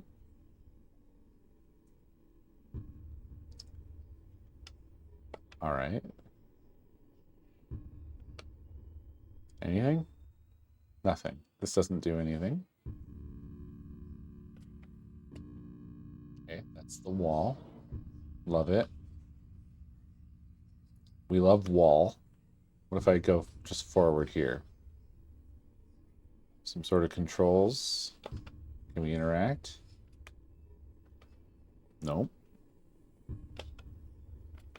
Anything here? Nope. Okay.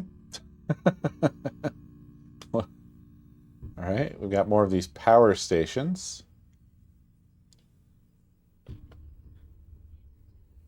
Okay. All right.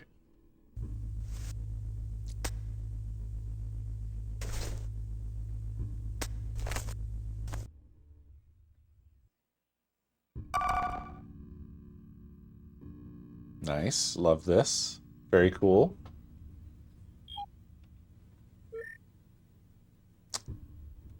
Oh.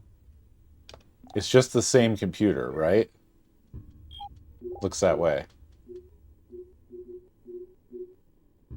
Yeah. Oh, wait, I can call myself now. No one in the room. Let's try calling the captain again, I guess.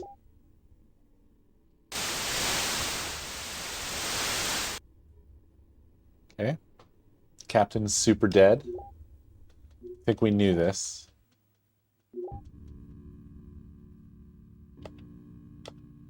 Man, what did Laura do to David and George? They both have her blocked. I guess there's nothing else to this, so I'm gonna just leave this room. I don't know why, but I really thought this was going to be a different thing. Maybe the information would have been different? Shit. I should have maybe checked that. I'm going to check it. I'm sorry. Sorry for what I've done.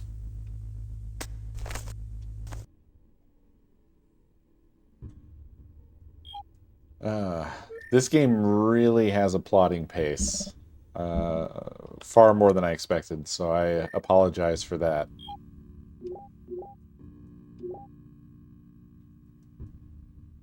Does this have more map, maybe?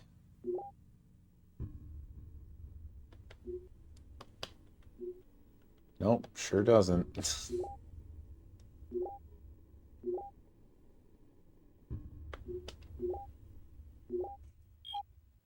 Yeah, okay.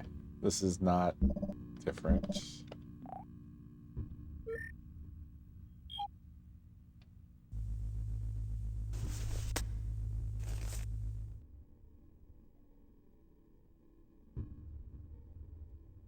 All right.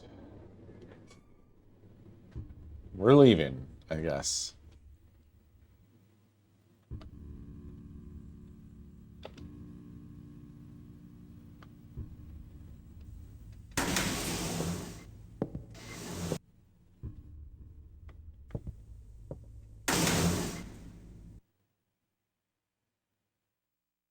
To the elevator, I suppose. I don't think there's anything else we can do. I think just the elevator, and that's it.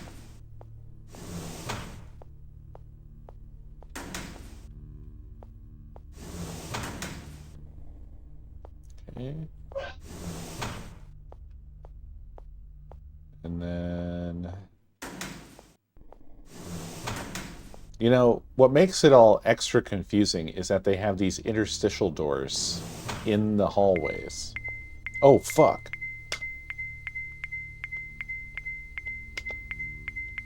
Dude, I don't have a gun. I don't have a gun yet.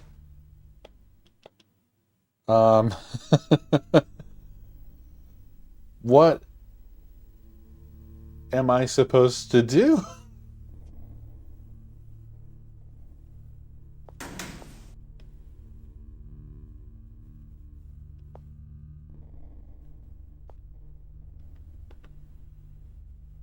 I'm shocked.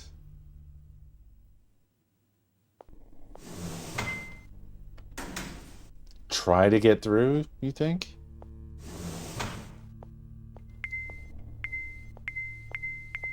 I don't think I can. I think I'm just gonna die. Ooh. Whoa!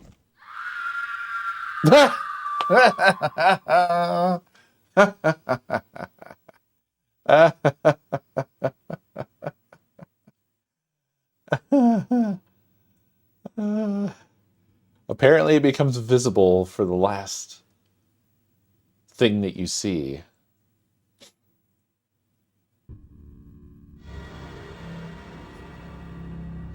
Enemy 0.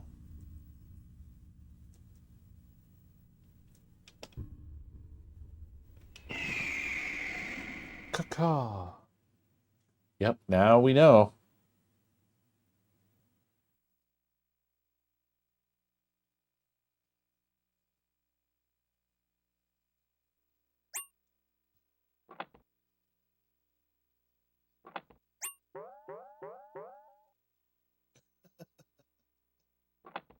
Okay.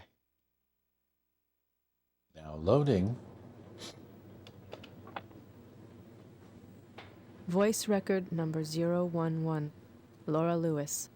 Hypersleep was instantaneously interrupted with the activation into emergency mode. Oh, wow. I have now confirmed that the formless thing that attacked Parker is actually without solid form.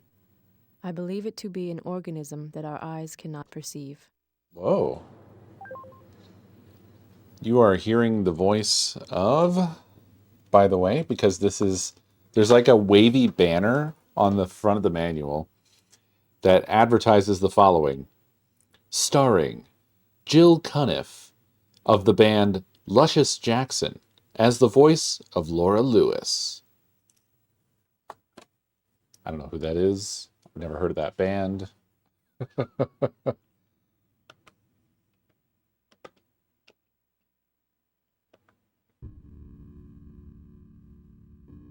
Okay, so we're back in our room. So basically all we did was the storeroom, and then we died. Cuniff. Cunniff.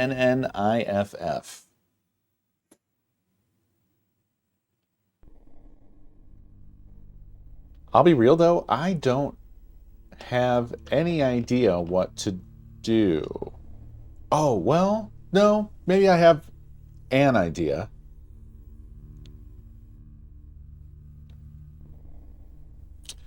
We need to go to the locker room again, and we need to visit the gun station thing again.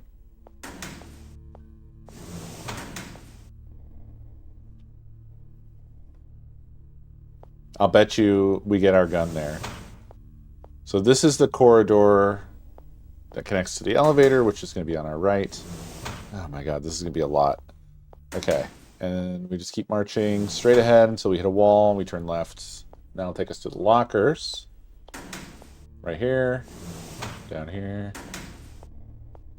In here. Okay, so hopefully because we turned the power on... I don't even know, how are you supposed to get the combination for the power? Who do you get it from? You can't talk to Kimberly because... Unless, did they do a Metal Gear Solid thing? Is her code in the manual or something insane like that? You know?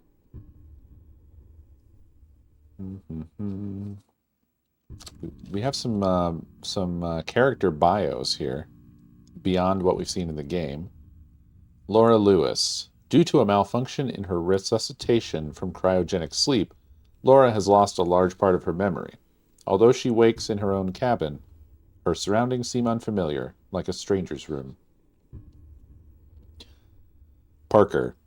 One look at his room, strewn with empty beer cans and pinup posters, tells the story of Parker's bachelor existence. He has a big heart, but no instincts for housekeeping. Marcus. That's the doctor. In overseeing the health of the Aki's crew, Dr. Marcus tends to the needs of the sick and injured, provides periodic checkups, and even occasional psychological counseling. He presents a solid, serious image, but some of his personal effects betray a hidden side to his character. Kimberly Hurd. Kimberly's job is to ensure smooth relations between the members of Aki's crew. She's always ready to provide a sympathetic ear, clinical consultation, or just have an idle chat. Is she, though? Because she's the only one that has a special code required to even call her. George Takahashi. George is a workaholic and perfectionist who centers his existence around his computer. Which, by the way, I don't know why Laura and Kimberly and George all get last names, but Marcus and Parker are just Marcus and Parker. They do not have last names in this. When he isn't taking a cryogenic nap, he can usually be found staring into the monitor. He makes it a policy never to answer his video phone when he's working on a project, which hasn't won him any popularity contests with the rest of the crew. David Barnard. David's duties as sub-captain keep most of his time occupied, but when he has a free moment, he likes to get back to his cabin to catch up on his reading. Nothing helps take the edge off a long workday like a good book. Ronnie. Although Captain Ronnie holds ultimate authority over all shipboard activities, it's rare that he issues a direct order.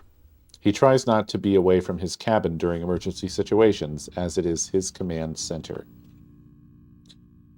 Yeah, well, he dead now. He dead.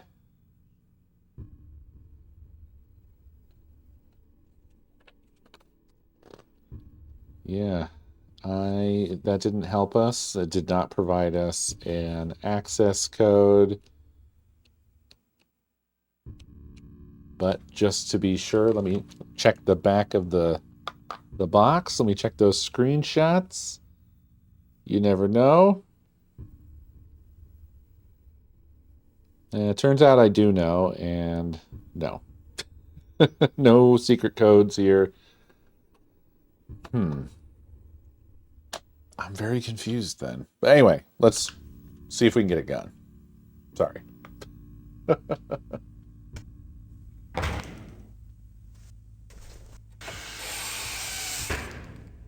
Oh, you mean in-game, Owl?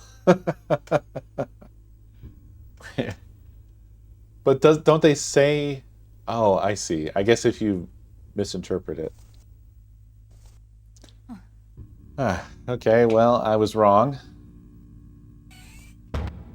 That did not just give us a gun. I was hoping maybe one was just in there. It could be that I am failing to explore properly somehow. Well, so there's a code to talk to Kimberly on the video phone. 4-digit code. Every time I try to call her, it just says, give us the code. It doesn't seem like I can do anything else in this room. I can't look at the other lockers at all. So I can only interact with Laura's locker and the energy weapon recharging device.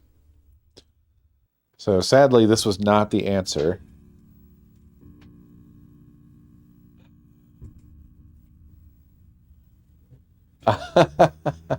Oh, wow, Al. That's rough. Keep looking. Keep looking, you say. I couldn't interact with Laura's locker any further. So similar to D2, once you're done with a thing, you just can't do anything with it anymore. So we can write off the locker. And until we have an energy weapon that needs charging, I think we can write off the whole locker room. So we'll move on from here. Because I don't really know what else to do. We don't have to come back to the locker room. So that's good. We're done there.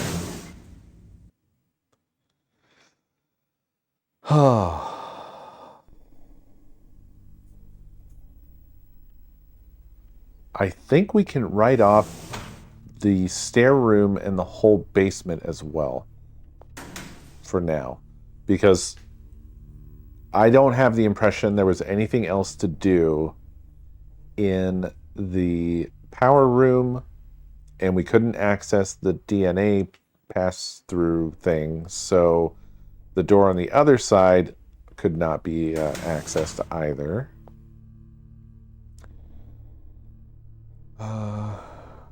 So the stair room is straight from here. This is the elevator corridor.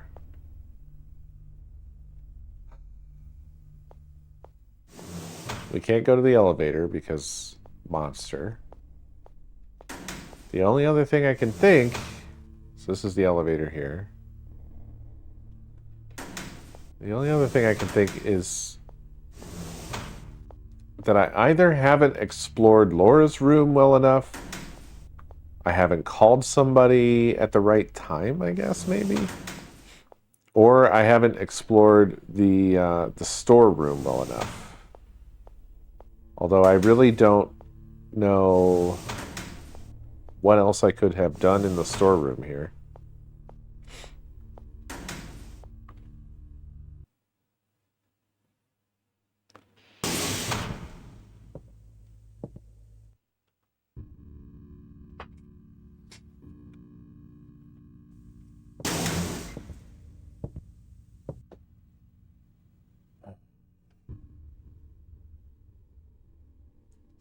So immediately when you come in, you can look at this computer over here,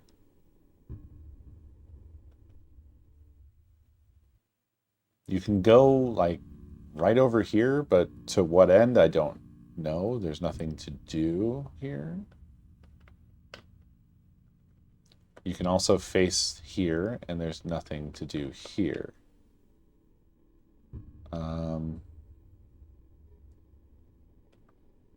And then, of course, there's this over here.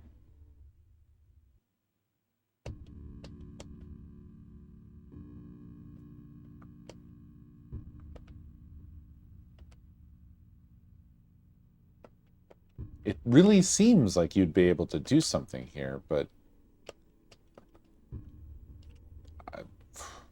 nothing happens. I don't think any of my items help me here.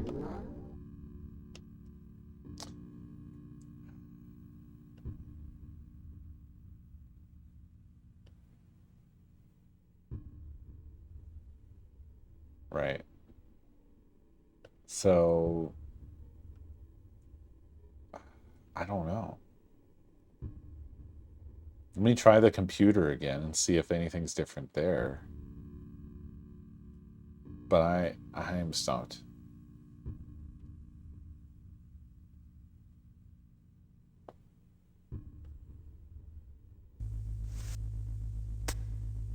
It's world building.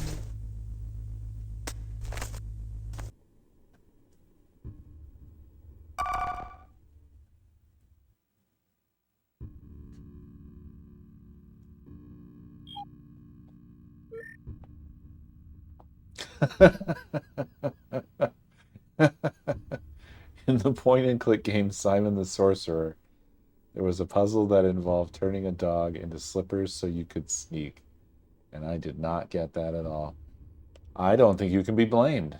That doesn't sound like something that anybody could possibly get. I assume that there must have been a clue at some point, but it was probably absurd. I'm just going to try all these again and see what they all do. So, still, we need a code for Kimberly that we just don't have, and I don't know where to get it. I'm also very curious at what point anybody tells us the combination for the power.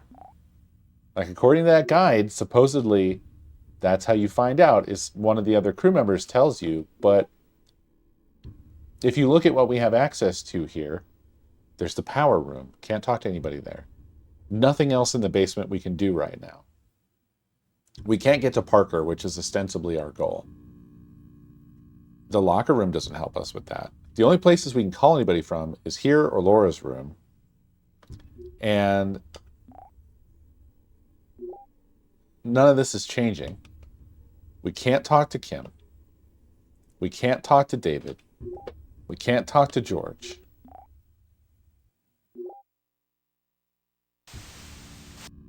We can't talk to Marcus.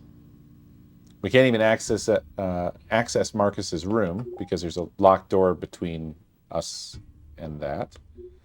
The captain is dead, and Parker is dead. So, what the fuck? Maybe there's something should be looking for in Parker's video? Did he write out an access code in blood, maybe? In his final moments? With these few pixels, I don't think I would ever spot it. And I'm going to go ahead and say, no, it sure doesn't seem that way. So... I don't think the answer is in the video phone. We have not been to all of their rooms because we can't get to any of their rooms. The only areas we can access right now are the storeroom, which we're in, Laura's own room, the elevator, the stair room, which doesn't have stairs in it, it has a manual lift, the basement, the power room. That's it. We can't get to any of their rooms. I have not looked at the database here, but I expect it to be exactly the same as the other computer, but maybe it's not. Maybe I am assuming too much.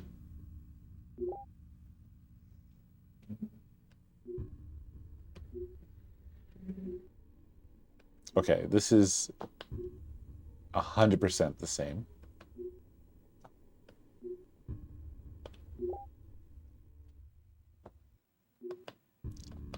Let's see if crew data is the same. I would assume so. Well, yeah, that sort of happened already, Shape, because we came back to Laura's room. We tried calling the captain, and the captain had something different to say, which was basically just get to Parker's room. And then the captain was instantly killed. So there's that. Is there a secret obscured code here that gets us access to her video phone? Doesn't seem like it.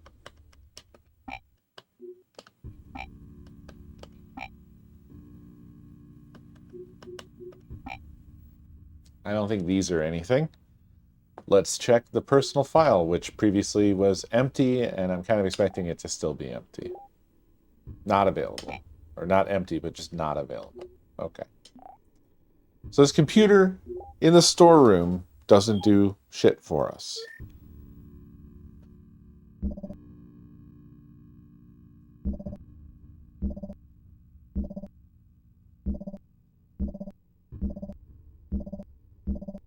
So since I'm in here, let's go ahead and look at the map again.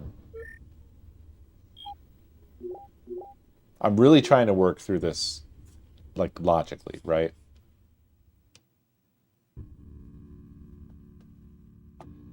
Her code better not be any of the numbers that we see on the screen, or I will lose my mind. Nor should it be the map number. If it is any of these numbers, I will lose my mind. All right, so look. It's basically like I described. I think I forgot to mention the locker room, but I think we've confirmed that there isn't anything for us to do there anymore either, right? We can't get to Marcus's room. We're in the storeroom, and it doesn't seem like there's anything else we can do here. It doesn't seem like there's anything else we can do in the locker room. The stair room is just a passage to the basement. It doesn't seem like there's anything else for us to do in the power room, and we can't get to Parker's room because that door won't open. So the only thing I have left is I maybe explore Laura's room again, but I feel like I did that and nothing was different.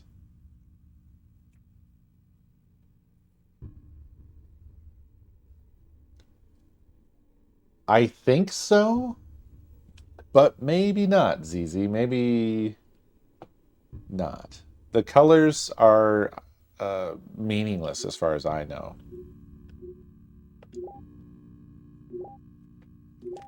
Hold on a second. I think I hear a shenanigan. Be right back.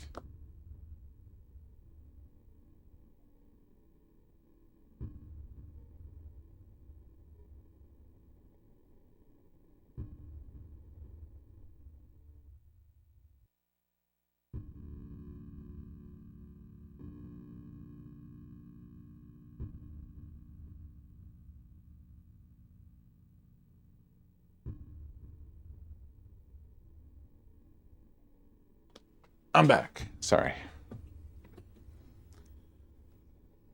Yeah, I also don't remember. Let me head downstairs, I guess. And we'll see if maybe now we have access through that door.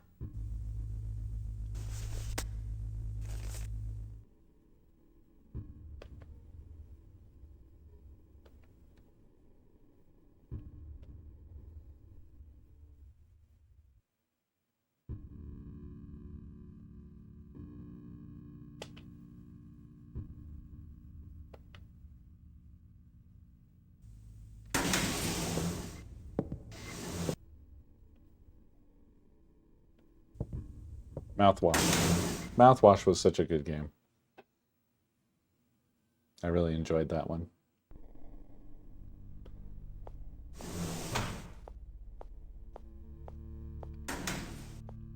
Okay.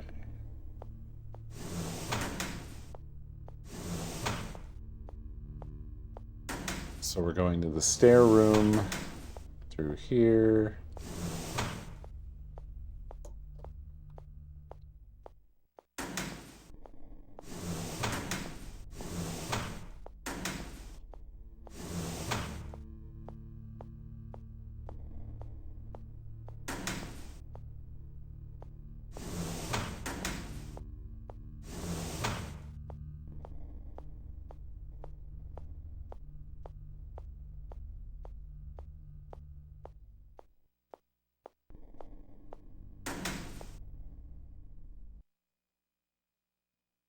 Good and weird. Just how we like it. Oh my gosh, I have to do this again? Will it automatically use the card, or have I just wasted our time just now?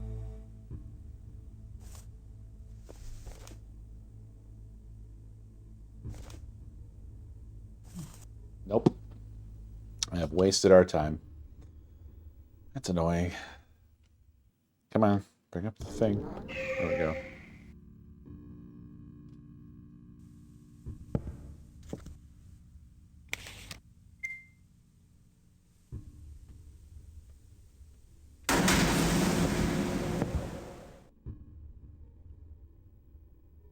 You know, you're probably right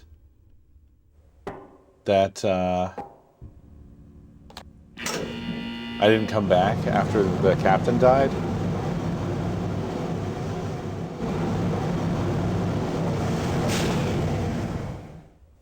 I know that we've only done this once. This is our second journey through this. I just don't remember whether the captain was dead yet when we came down here originally or not.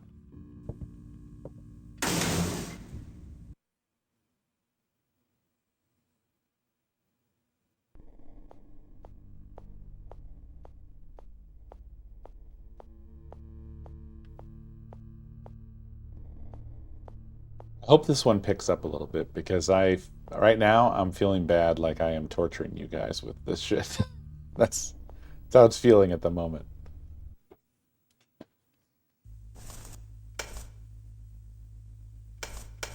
Oh God, guys. Oh no.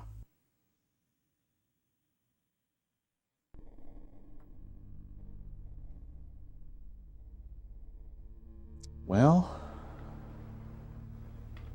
I'm back to stumped here. I guess while I'm down here, I'll check the power room again, but I'm pretty sure there's nothing here. Nice, Jade.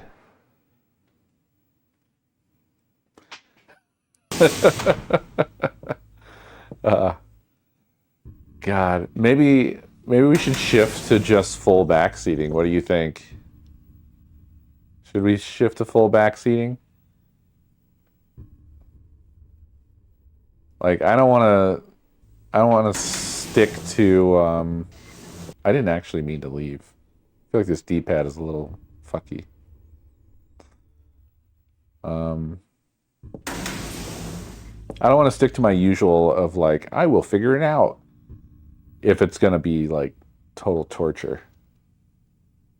It kind of seems like it might be...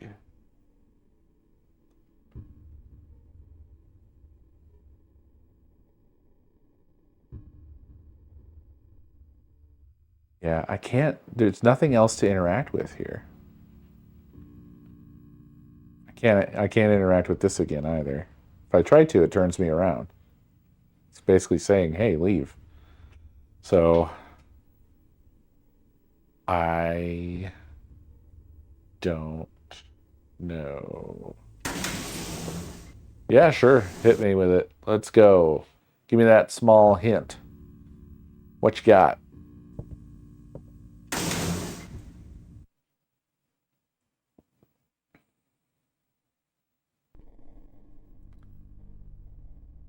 You've done the 3 keys in the basement. Then the net computer in the storeroom is how you unlock.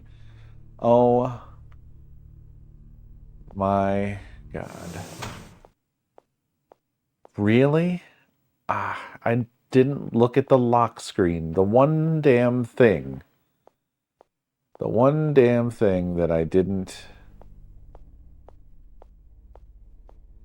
No, it's fine. I'm glad for Pubs' answer here. Your hint would not have...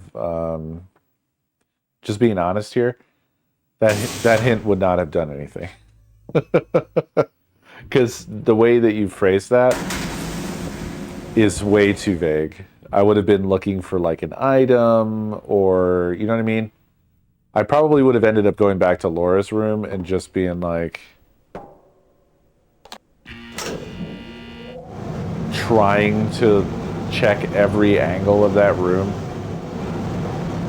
and still coming up empty. So it's specifically the lock screen in the storeroom. That's bizarre. God, I combed over the computer and I just did not... I did not go to the damn lock screen.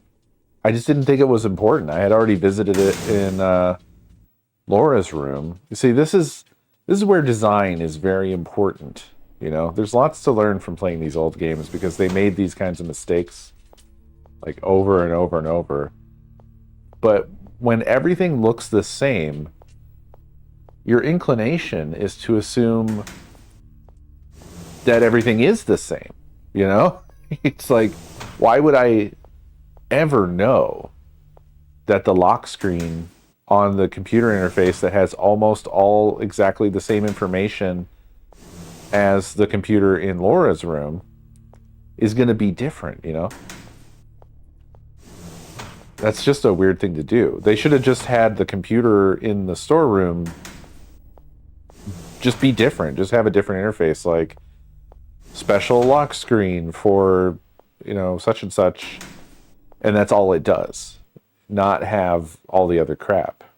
But I imagine it has all the other crap because they wanted you to be able to access it whenever you go to a computer. So I'm sure all of the other computers in the whole ship are like that.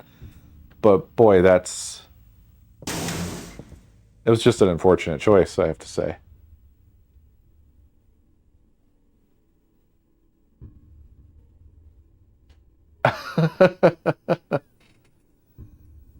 Man, Final Fantasy X. I want to replay that sometime.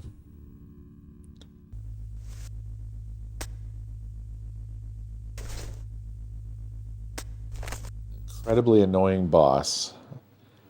I don't really remember. Oddly enough, I don't remember much of the game. I remember the beginning. I remember Sin. Everything else in between is kind of a blur. Information. That's what I want here. Information. I really loved X or 10 or whatever you want to call it. Like, it's the Final Fantasy I definitely did the most of. God damn it. Yeah, look. Now I can select the tower. E-lock on. Should I turn all these off? Is that good or bad? I don't know what these correspond to, but I guess I would want all of these off.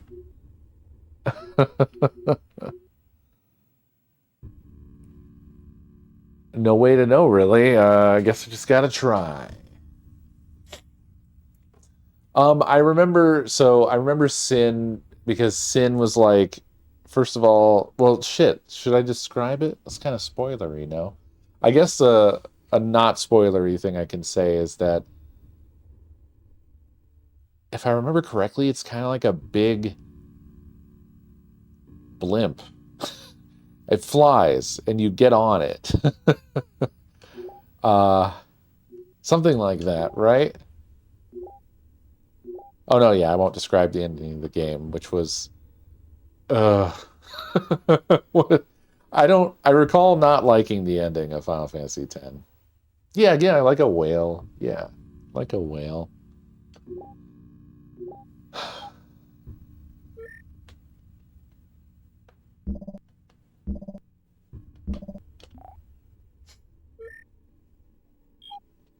Oh, yeah, yeah. I think there's like a whole underwater portion, isn't there?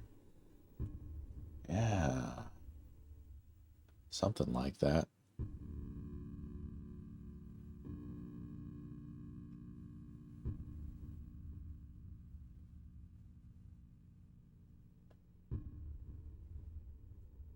I also was not a fan of Blitzball. I don't know how I would feel about it now if I played through again. Maybe I wouldn't mind it. But at the time, I remember I didn't really like Blitzball.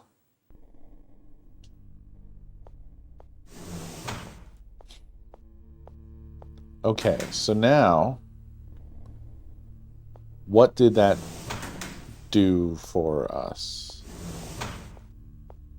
What did that do for us? Can we get to Marcus's room now? Was that this door? I think it was. Or is it this door? Uh-oh. That did not open this door?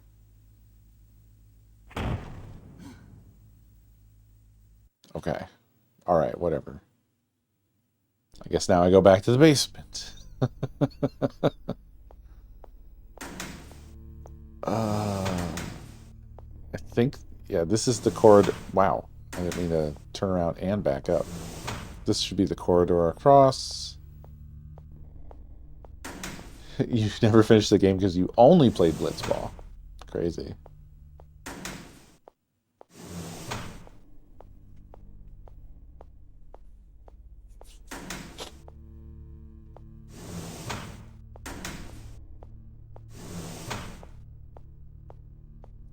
I think I was also annoyed with it for some external reason. Like, I think I liked Triple Triad a lot or something.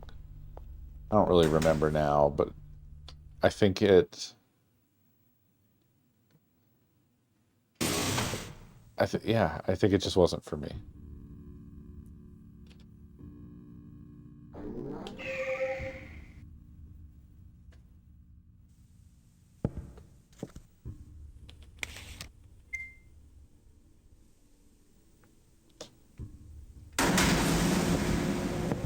But I think I ended up having to do it because I think you have to do some Blitzball to get the limit break stuff. I believe I recall something like that. Also, if you don't like Blitzball, you're really screwed because I think that, like, aren't a lot of Tidus's attacks, like, Blitzball related and stuff like that?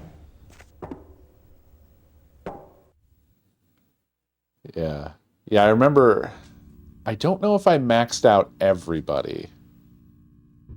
But I definitely did a lot of them. I certainly had Tidus maxed out. He was just a god. I remember that. My strongest memory of Final Fantasy X, I think, is me after getting Tidus completely maxed out, and then I was fighting a Tonberry or something, and I did the I did Tidus's like ultimate Blitzball attack thing or whatever, and it was like I think it was like over 100,000 damage, or I don't remember the exact numbers, but it was like, you know, awesome. Basically, it was awesome. Ah. Okay, so now we can get in here.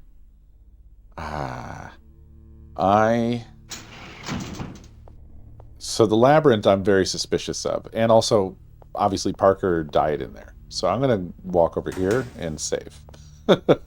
Before I go in there.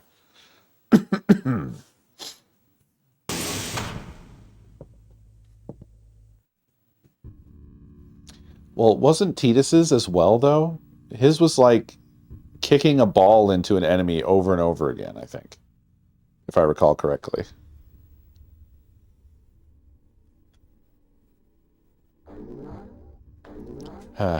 It's very unfortunate that everything in this game is a very slow and plodding, like even saving here. We have to wait for a video to load.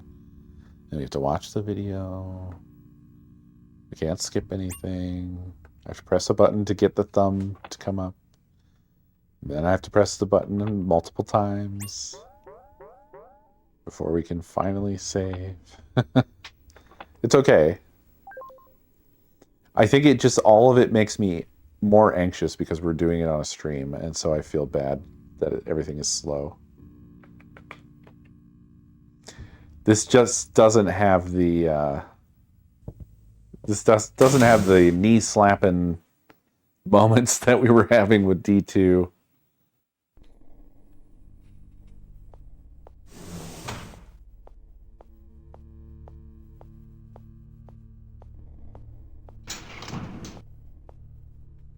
I'm sure this game has stuff in store for us.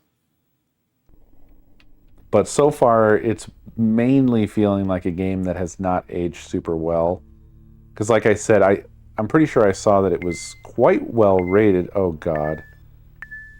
Okay.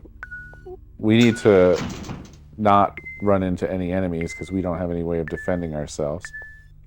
I guess our gun that we're going to get is going to be the one we get off of Parker's body, huh? So I have to just try to get to Parker's room without encountering the enemy Zero. I have to encounter 0 enemies. I think I'm on the right track. It was like at the far corner. Oh, God. Nope. Nope, it's chasing me as well. Okay, that's just a bunch of pipes. Don't back up. You're gonna back into the damn thing.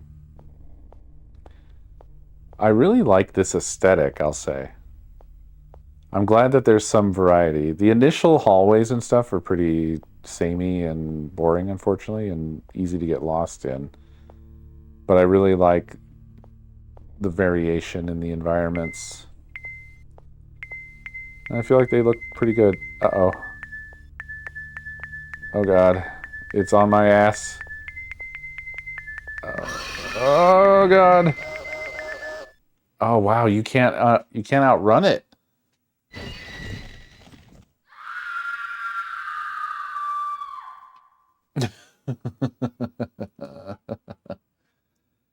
Okay, so that's why there's a labyrinth, though. They wanted you to have to avoid this thing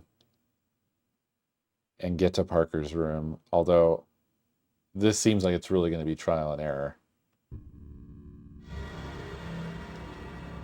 Maybe I should have chosen beginner.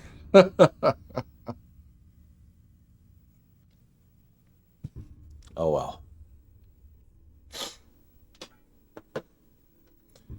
Y'all, that's going to do it for tonight. Thank you for watching and hanging with me. And I hope that we find the gold in this game. We will return to this on Monday. Tomorrow is Sunday Gun Day. So until next time, everybody, have a great night.